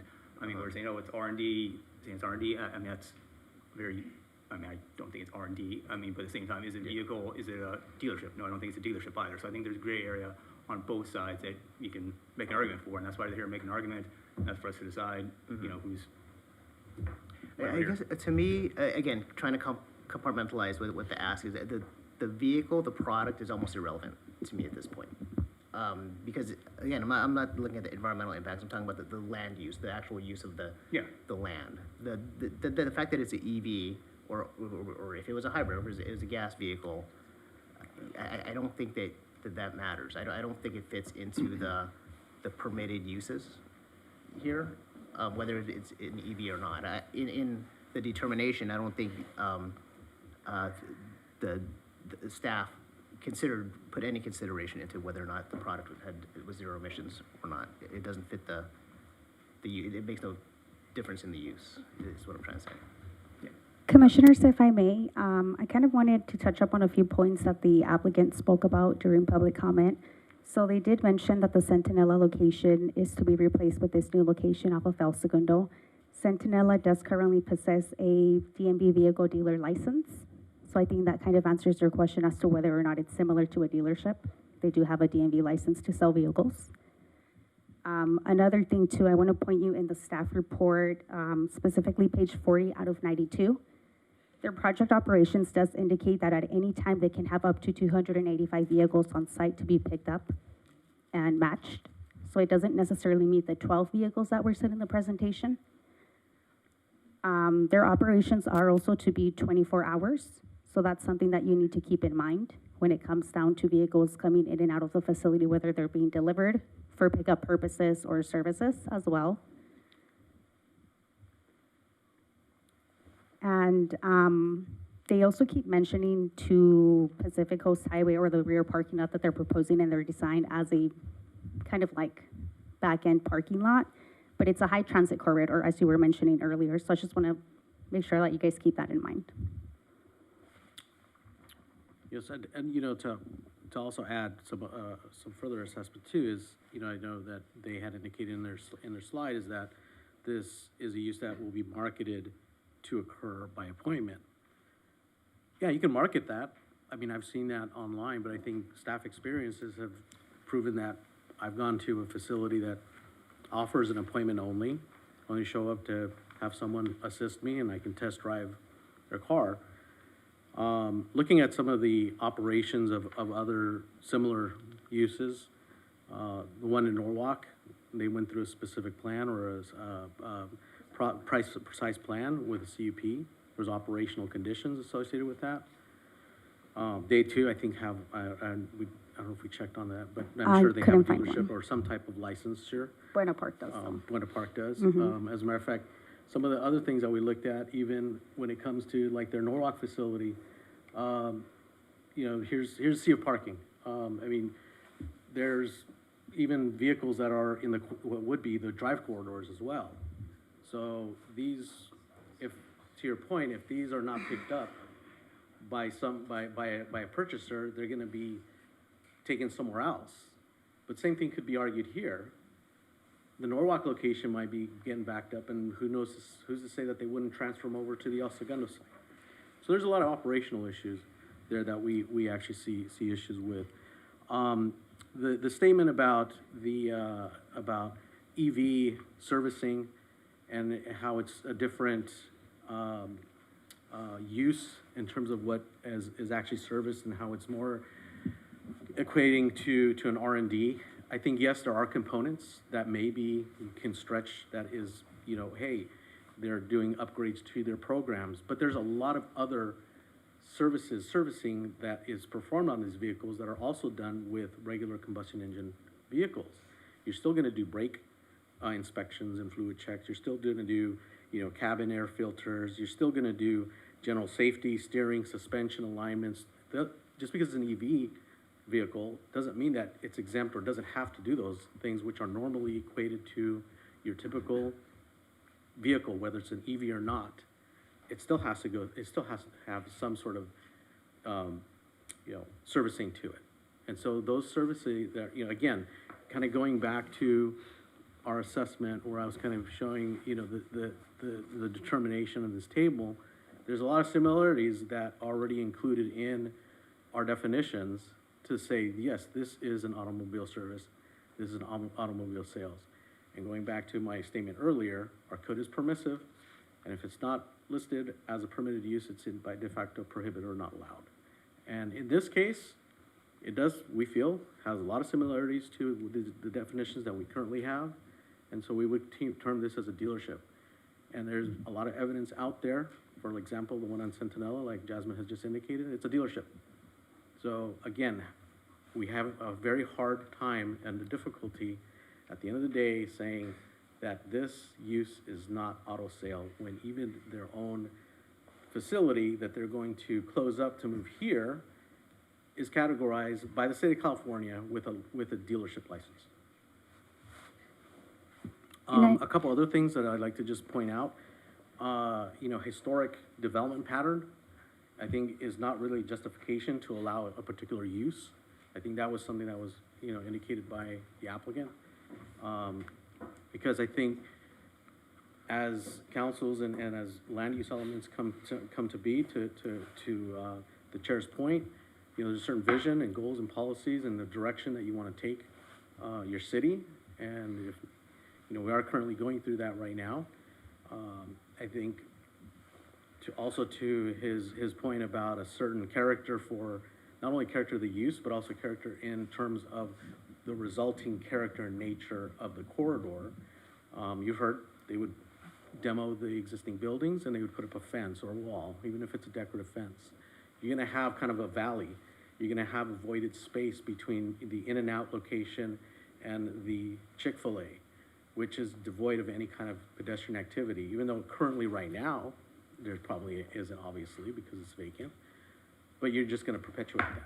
And at least from a land use standpoint, you know, it's really hard to buy the argument that, hey, this is something that's, you know, going to be, you know, a positive contribution to land use because it's gonna create a lot of synergy, but we're only gonna do it on an appointment basis, you know? So there's kind of a conflict there in what we hear when that argument is made, that oh no, this is still gonna be complementary, this is still gonna be, you know, pedestrian serving, it's gonna, you know, at the end of the day, just the fact that you're developing in accordance with the development standards of the zone in which it's located in does not equate to it being consistent with the purpose of the code. I think, and that was another point that was raised in one of the slides, was that finding number one, they felt could be made because the project will comply with all the development standards for the CO zone. Again, you could develop to development standards, but just because you can't develop an unpermitted use currently to comply with those standards does not equate to justification to it being consistent with the purpose of the code. So just a couple of additional points I wanted to make. And I also wanted to highlight that by the request is that the use is permitted by right, so you will not be able to condition the use. Another thing that you need to keep in mind. The determination will be applied to the entire zone, so that's also something you need to keep in mind, meaning that that use will be allowed in the entire CO, so not just that site property. Thank you for that. I didn't realize that first point. Yes. That's very And then important. I know in the project description and at the podium, we were advised that it's appointment basis, but we were also reassured with our biggest concern that they will not turn customers away if they walk in without an appointment. So that they wouldn't have to come back for any design, anything. If it's a At all. permitted use, no discretion on If part it's of by the right, city. okay. I know the public comment is closed, but maybe you have a few moments, perhaps, when I put their value to respond to some of these points. Is that? It's up to the chair and the Yeah, commission. you'd have to reopen the public hearing. Did you have more? Yeah, just wanted to highlight that although the municipal code does not prohibit nighttime activity, it does have noise limitations that will need to be followed. And with it being permitted by right, there's no mitigation in place to ensure that that will not occur. Okay. Think anything else from staff before I reopen public comment? A statement about, that this particular facility would not have the advertisements, I mean, again, that, just because you don't have cars that have the display, doesn't mean you're not a dealership. You're still a dealership. At the end of the day, it's auto sale, it's car sale. Yeah, I agree. I had that in my notes that the applicant brings up negative things, perceived things about car dealerships and says we don't do that, therefore we're not a car dealership, which doesn't track to me, but. Let me check my notes to see if there's any other points I want to make. I did want to highlight that one of the points was that the use that they're proposing is similar to other permitted uses, but they couldn't identify what uses. They could only identify that it's customer interaction, and that's not a use that's defined, or even a use in general. It's just the activity of interacting with someone else. Yeah, and then I think lastly, just I think I've kind of alluded to this point is, I think in their PowerPoint presentation, I mean, they indicate nothing about the proposed use will indicate that the site is open to the general public, which begs the question then, so how does this complement and is consistent with the goal of creating a synergistic business climate and pedestrian activity? Just seems to be conflicting there. Yeah. And regarding timeframe, we do want to let the commissioners know that we've been working with the applicant about 6 months already. So we could be here with a zone text amendment, or could have been, but we're here with an AD.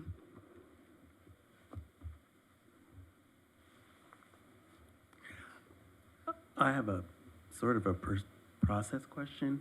I feel like I wish Melissa were here.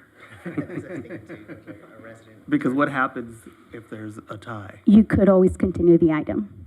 Well, yeah, you could continue the item, but if you do make a motion, it obviously has to go to vote, and if it's a 2-2, then the motion fails. So whatever that motion is, it fails. Okay. Basically, Battle of the motions? basically, you would be at an impasse, so you'd have to wait for a fifth member to break the tie. Okay. Or one member to leave. Or, yeah, one member to change their vote. So, it requires a majority vote.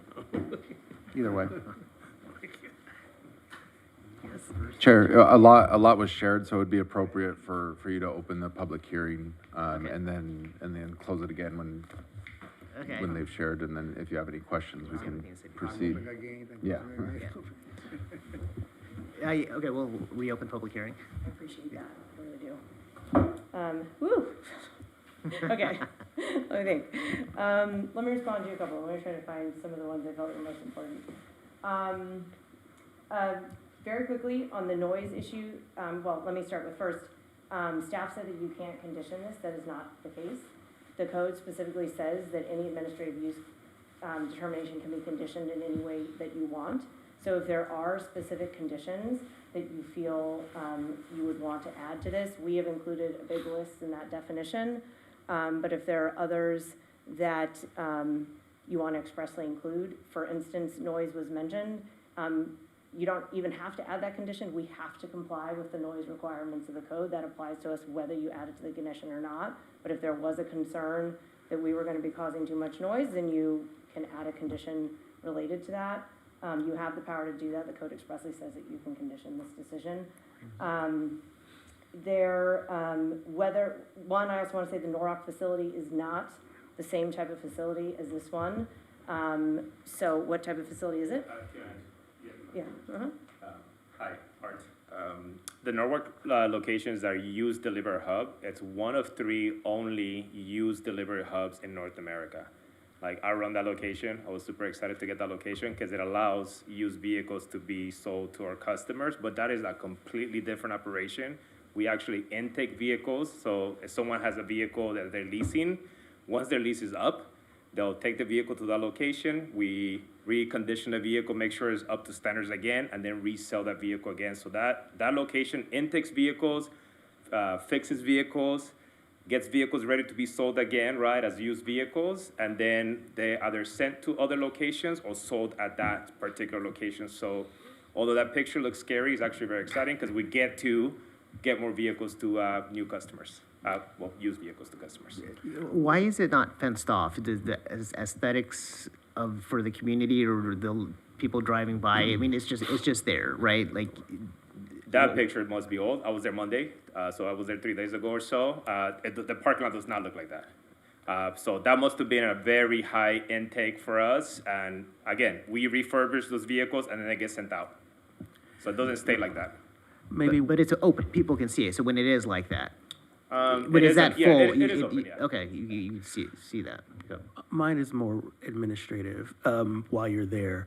So what's the response to the fact that the Centinela location comes with a dealer license? Would there need to be a dealer license for the operations that you're planning at this site? Do you want to answer that? So I do have a response to that, but you can answer the question, will it be a dealership license?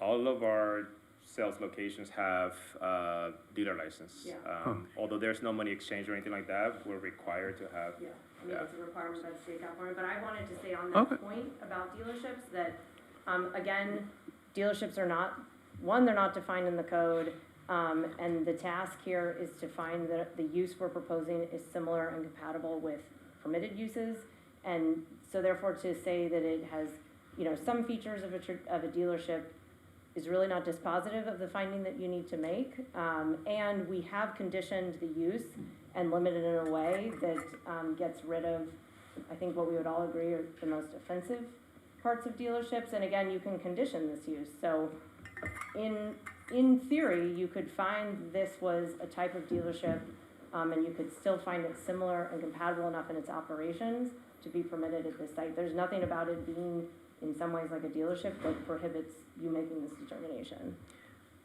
Same with the vehicle sales and service use. Can I, on that real quick, you mentioned the conditions. So we would be able to put conditions on this determination, not on the project, right? But they would apply to the project. No, but when we approve projects, we get into the details, they give us a presentation, they give us renderings, all this stuff, so we get the in-depth details of the project. We see it, we see all the rendering, we ask a bunch of questions, and then we can put in conditions. So we would not have that type of opportunity, we would only be able to condition here. So that's what we can get off the top of our head without having any real project details, right? Okay. So we can't really condition it how we would prefer to condition it. We can dialogue a little bit more after you have opportunity to engage with the applicant. Well, I think for me anyway, I think it's important because I'm not clear as what will happen when we close it or we have to reopen it to ask more questions. So are we saying, to his question, are we saying we can come up with a list of conditions now, but this would be the only opportunity to do so? Because if we voted in the affirmative, they're gonna go do whatever, because we've approved it by right, so they could just go do whatever with only the conditions we put on it right now. If you overturn the director determination and did so, then short answer is yes. That this is the only opportunity to put Unless, conditions. I mean, there could be other opportunities if we processed a legitimate zone text amendment and brought something back to the commission at a later date, or through the land use element update that we're, a few months away from wrapping up.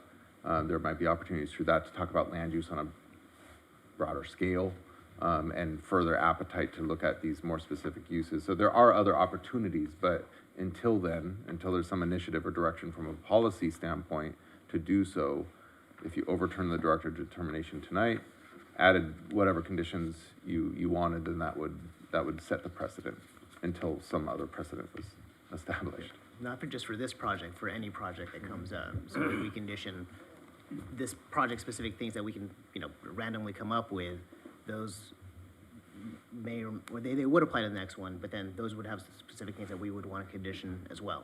But we wouldn't have that opportunity because we're approving it by right, which I think is. So I do want to add that this is the same way that, R&D facilities, offices, they are treated in the code, right? They are by right.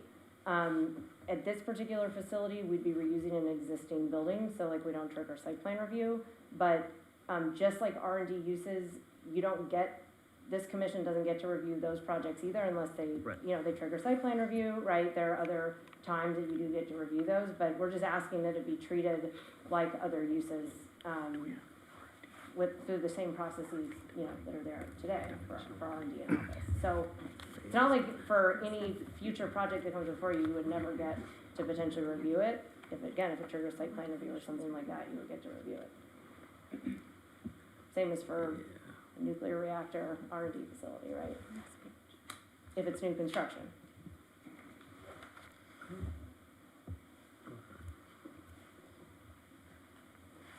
And then, let me see if there's anything else that I wanted to mention.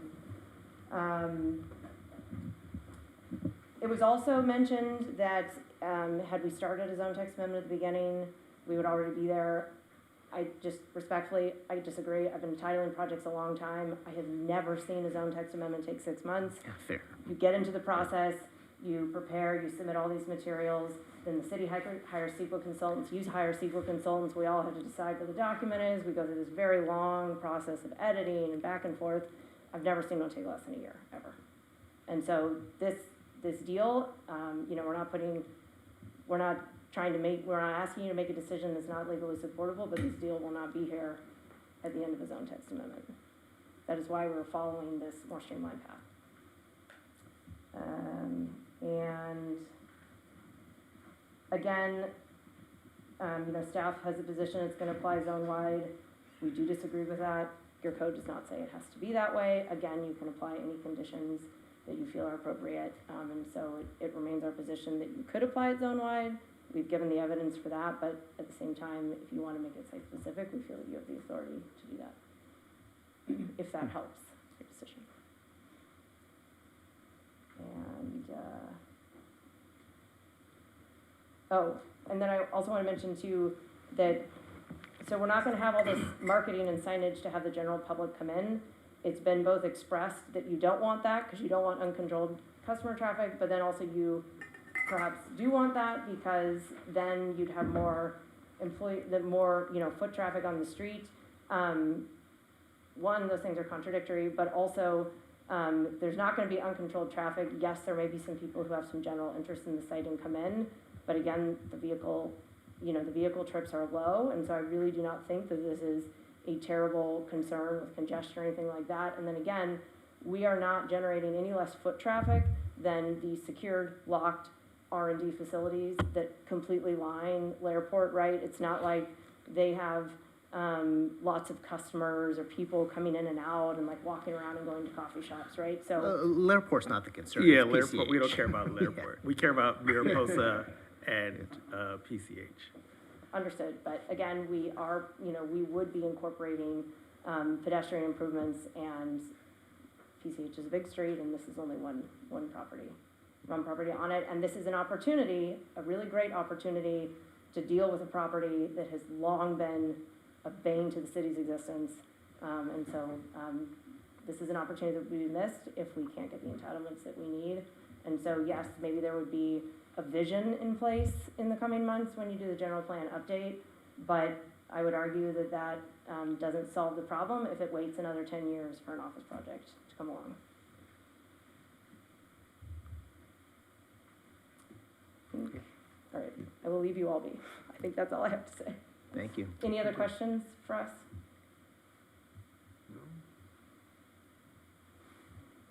Great, thank you.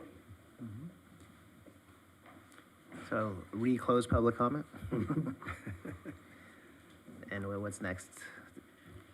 Continued discussion or? Subject to the commission deliberation and decision. If you have any further questions for staff, we're happy to answer. There's clearly a difference of opinion professionally on both sides with various arguments on your options in front of you or the timing of certain things. There's difference in opinions there. So we're happy to answer any clarifying questions you have. Well, I don't have any other clarifying questions, but just thinking out loud here, so if we uphold your decision and it goes to city council, it can be appealed, right? That's how it gets appealed. That's correct, sir. So it's almost to the point where if we're at an impasse and this is the the quickest action that we can do to keep their, I guess, keep their chances, available, that's probably, or we push it off and see if we'll have, an odd number of people next meeting, or if we don't. I don't know what, the appropriate thing to do is. I mean, I feel very strongly that it just does not fit whether or not, we want the project, or, there's considerations of their timing of it, or what have you. It's just, in good conscience, I just can't shoehorn this into the uses that, is trying to be shoehorned into.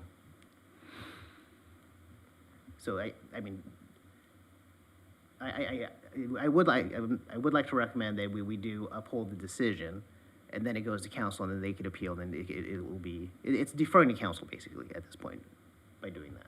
And how long would that process be? If the appeal is filed, then the code requires us to take it to council within no greater than 40 days, And they 40 have, calendar days. say they have 10 days to appeal, and then 40 calendar days from that. I should assume they'll do That's it right. quicker than that, but. Yeah.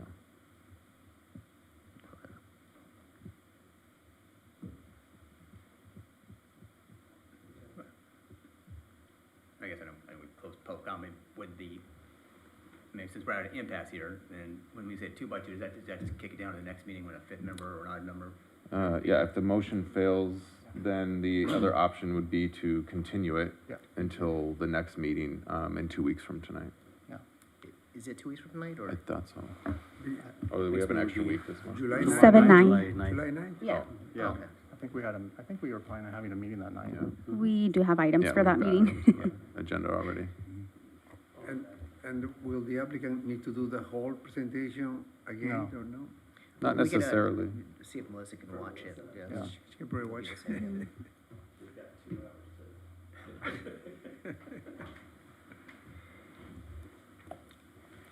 So we are. So either we are punt it, or we. 2-2 right now, right? Yeah. So we either punt it to the next Come on, meeting, Mark. or we defer to council. I'm fine with either of those things. Yeah, I'm fine with either. I mean, Well, maybe not. If we reject it, it goes straight to council, we don't have to wait. yeah, If you uphold my decision, when you say reject, Oh, I'm I'm sorry. assuming you're upholding the Reject, director, then the applicant has to appeal it for it to go to city Yes. council. Right, but we would save 2 weeks, right, if we just, That's correct. yeah, do that now, and then we get before council sooner. And previous public comments was open to did, I can't recall, did the applicant say they would appeal? I just don't remember any of that conversation. If they did. It hasn't been talked about tonight, but I know we've talked, the applicant has indicated that they would appeal. The inclination is to deny Up to the or mic. uphold. Just go, just because the audio doesn't pick you up Absolutely. if you're. far We away. would request that if the decision is to deny or uphold, that you, if there's a tie, we request that you do not have us come back to planning commission, and that we do plan to appeal, we plan to do it right away if the decision's not in our favor. So we would request that you just allow us to go to council. okay. Yeah. But we appreciate you trying to figure out what is the best solution for us, and that would be our preference. Yeah. But I also would urge the commission, you have to do what you think is the right decision. So if continuing it 2 weeks is what you think is the right thing to do, then that is an option as well. I understand the applicant's position, but there's other matters to consider as well, such as this is within the planning commission's decision. So if you feel like you want to have a fifth member here to make a decision, then that's within your purview as well. Are we all on July 9th here? Are we? Well, We have other notable items that night, so hopefully you'll all be here anyway. well, and I'm up for appointment after this week, so this might be my last meeting if I don't get reappointed. So I have to interview again on Tuesday. Oh, that's right. Same with Melissa. Same So with as, Melissa. so as Melissa, so. I appear to be here. But if you get reappointed, yes. you'll be here, Yeah. Mark, Yeah, I'm here. Yeah. you'll be here. But you, for their appointments, there's no lag time, right? There's no, you have to be interviewed, then reselected, then reconfirmed or something? Yeah, and they won't actually read out the appointment until the following Probably not till But he August. stays on. So you'll stay on, Okay, right, you'll right, stay right, on, right, yeah. right. That's my point. So, well, until August. Well, I mean, I think that, the applicant, I mean, that's their request, and I think it's consistent with, you know, how I was intending to vote, so I recommend that we, you know, do what they request. I think we're all on the same page on that. I mean, does it matter to us if we take it back to July 9th or not, or defer it then? Because it could, well, I guess we don't really have to think about their time, but if it did not go in their favor, then they could have started the appeal process already. Yeah. So, I just don't want one of the commissioners to change their vote. If you don't think it should be overturned, then you should not have to vote to overturn it, or vice versa. I just want to just kind of state that for the record, that, you know, Right. don't feel like you have to change your vote just to appease the applicant. But if we don't have, you know, if we are 2-2, it will be rescheduled for July 9. Two and two just doesn't make a decision, so you need three. So it has to be a majority vote either way. But we could make the motion to, how do we get it to city council like right now? Like how would we leave here tonight knowing it's going to city council? What would we need to do? Make a motion to do what? Okay. I think so we could, you could have it go to council. That would be if we uphold the decision. Yeah. Well, what I would say is, if you can, please, the public hearing's closed. What I would say is that if you feel like you need to defer the decision, like the planning commission cannot make a decision tonight, so you're just gonna defer it to the city council.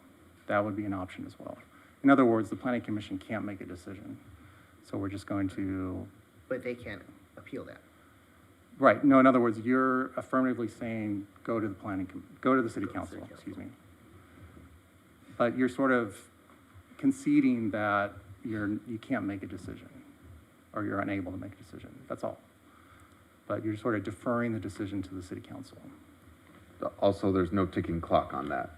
So it doesn't trigger any 10-day appeal window or 40-day window that it has to go to council under that.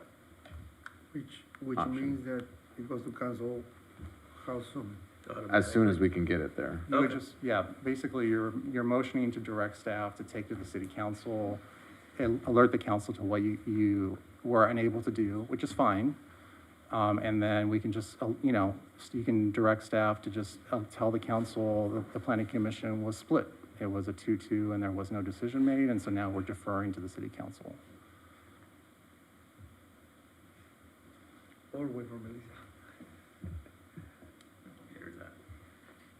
Yeah, so I mean, the difference is, do we wait 2 weeks or not? Do they wait 2 weeks? Well, I mean, to his point, maybe that doesn't drive the decision. It's like, do we think Melissa's input is, you know, that's the thing that's gonna push it one way or another, and it's worth waiting 2 weeks so the council doesn't have to be bothered, and we do it all here? Or do we think this is big enough, unique enough of a situation where there are enough balancing or enough competing interests where the council, who have very experienced, you know, planning commissioner people on the council, they're gonna understand the nuances just as we would, and, you know, they're our bosses anyway, so do we just do that? I'm fine either way, is it more, I like efficiency, so if really what's gonna happen is they're gonna end up in front of council anyway, we might as well get it going. If we think we can make a decision in 2 weeks and we don't have to be bothered, then we should just defer to, we get Melissa. I think that's where I'm at now too. Okay. And it's just to confirm that the applicant's preference is that we uphold so they can move. Well, they want us to go. Yes. You Really would prefer no commentary from the audience while the public hearing is closed. Okay. If you want to reopen the public hearing, you can, but it's within the permission of the commission. Yeah, okay, we'll open it. Yeah, we'll reopen public comment. Hi, Chris Shane, Griffin Capital. As the developer, appreciate everyone tonight. I'm sure this is going longer than the majority of the planning commissions. I would like to say everyone's going back and forth on what you can do, and I'm going to say something that's probably very obvious. But the most efficient thing to do, if you want to vote for it, is to approve it. I'm sure that's obvious, but you guys have the ability to approve it this evening and for this project to get going. And it would get going in a very quick time period. I mean, we've been very efficiently building out the process for this project to get going. We have contractors on board, ready to go. Our architects have already started on their plans.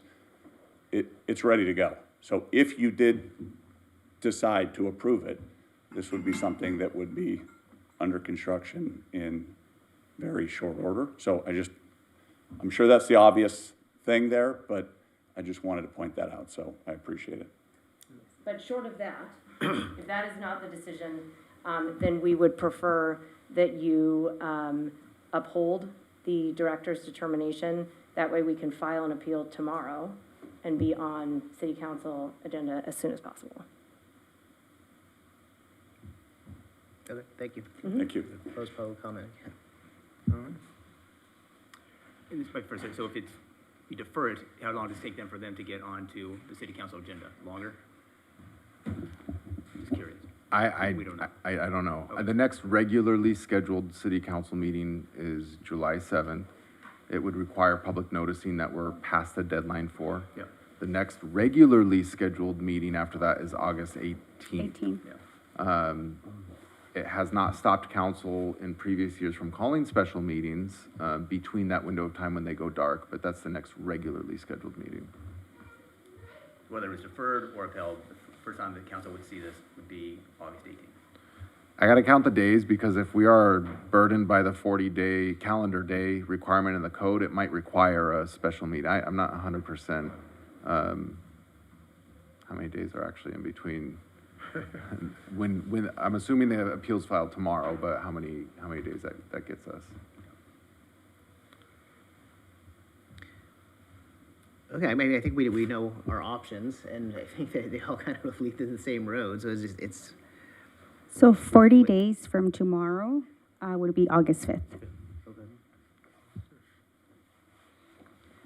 so like I'm leaning toward waiting for Melissa at this point. But, I mean, if, I don't know where you guys are at, or we can uphold it, and. Sounds like there's three that want to wait to Melissa, so I guess. Yeah. What are you okay with that, Stephen?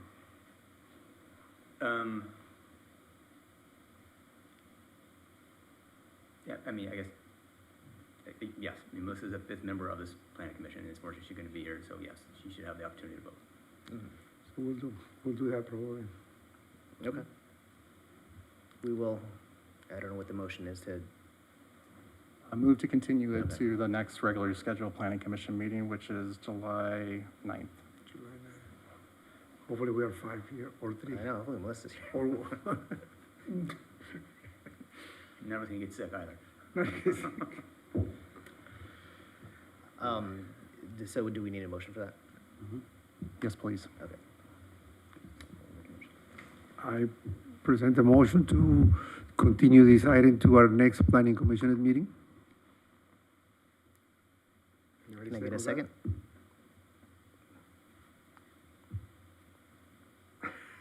Second part? I second the motion. And I'll take votes. Commissioner Taylor, Aye. Commissioner Christian, Aye. Vice Chair Inga, Aye. and Chair Magai. Aye. Motion passes 4-0. Thank you. Thank you. Mr. Chair, I don't know if you want to take like a 2-minute break just to allow people to leave. I don't know if the commission wants to take a break at all. Do we need to take a break? Oh, Oh, okay. well, I just need to find the, here it is. Okay, we'll move on to the next item, public hearing.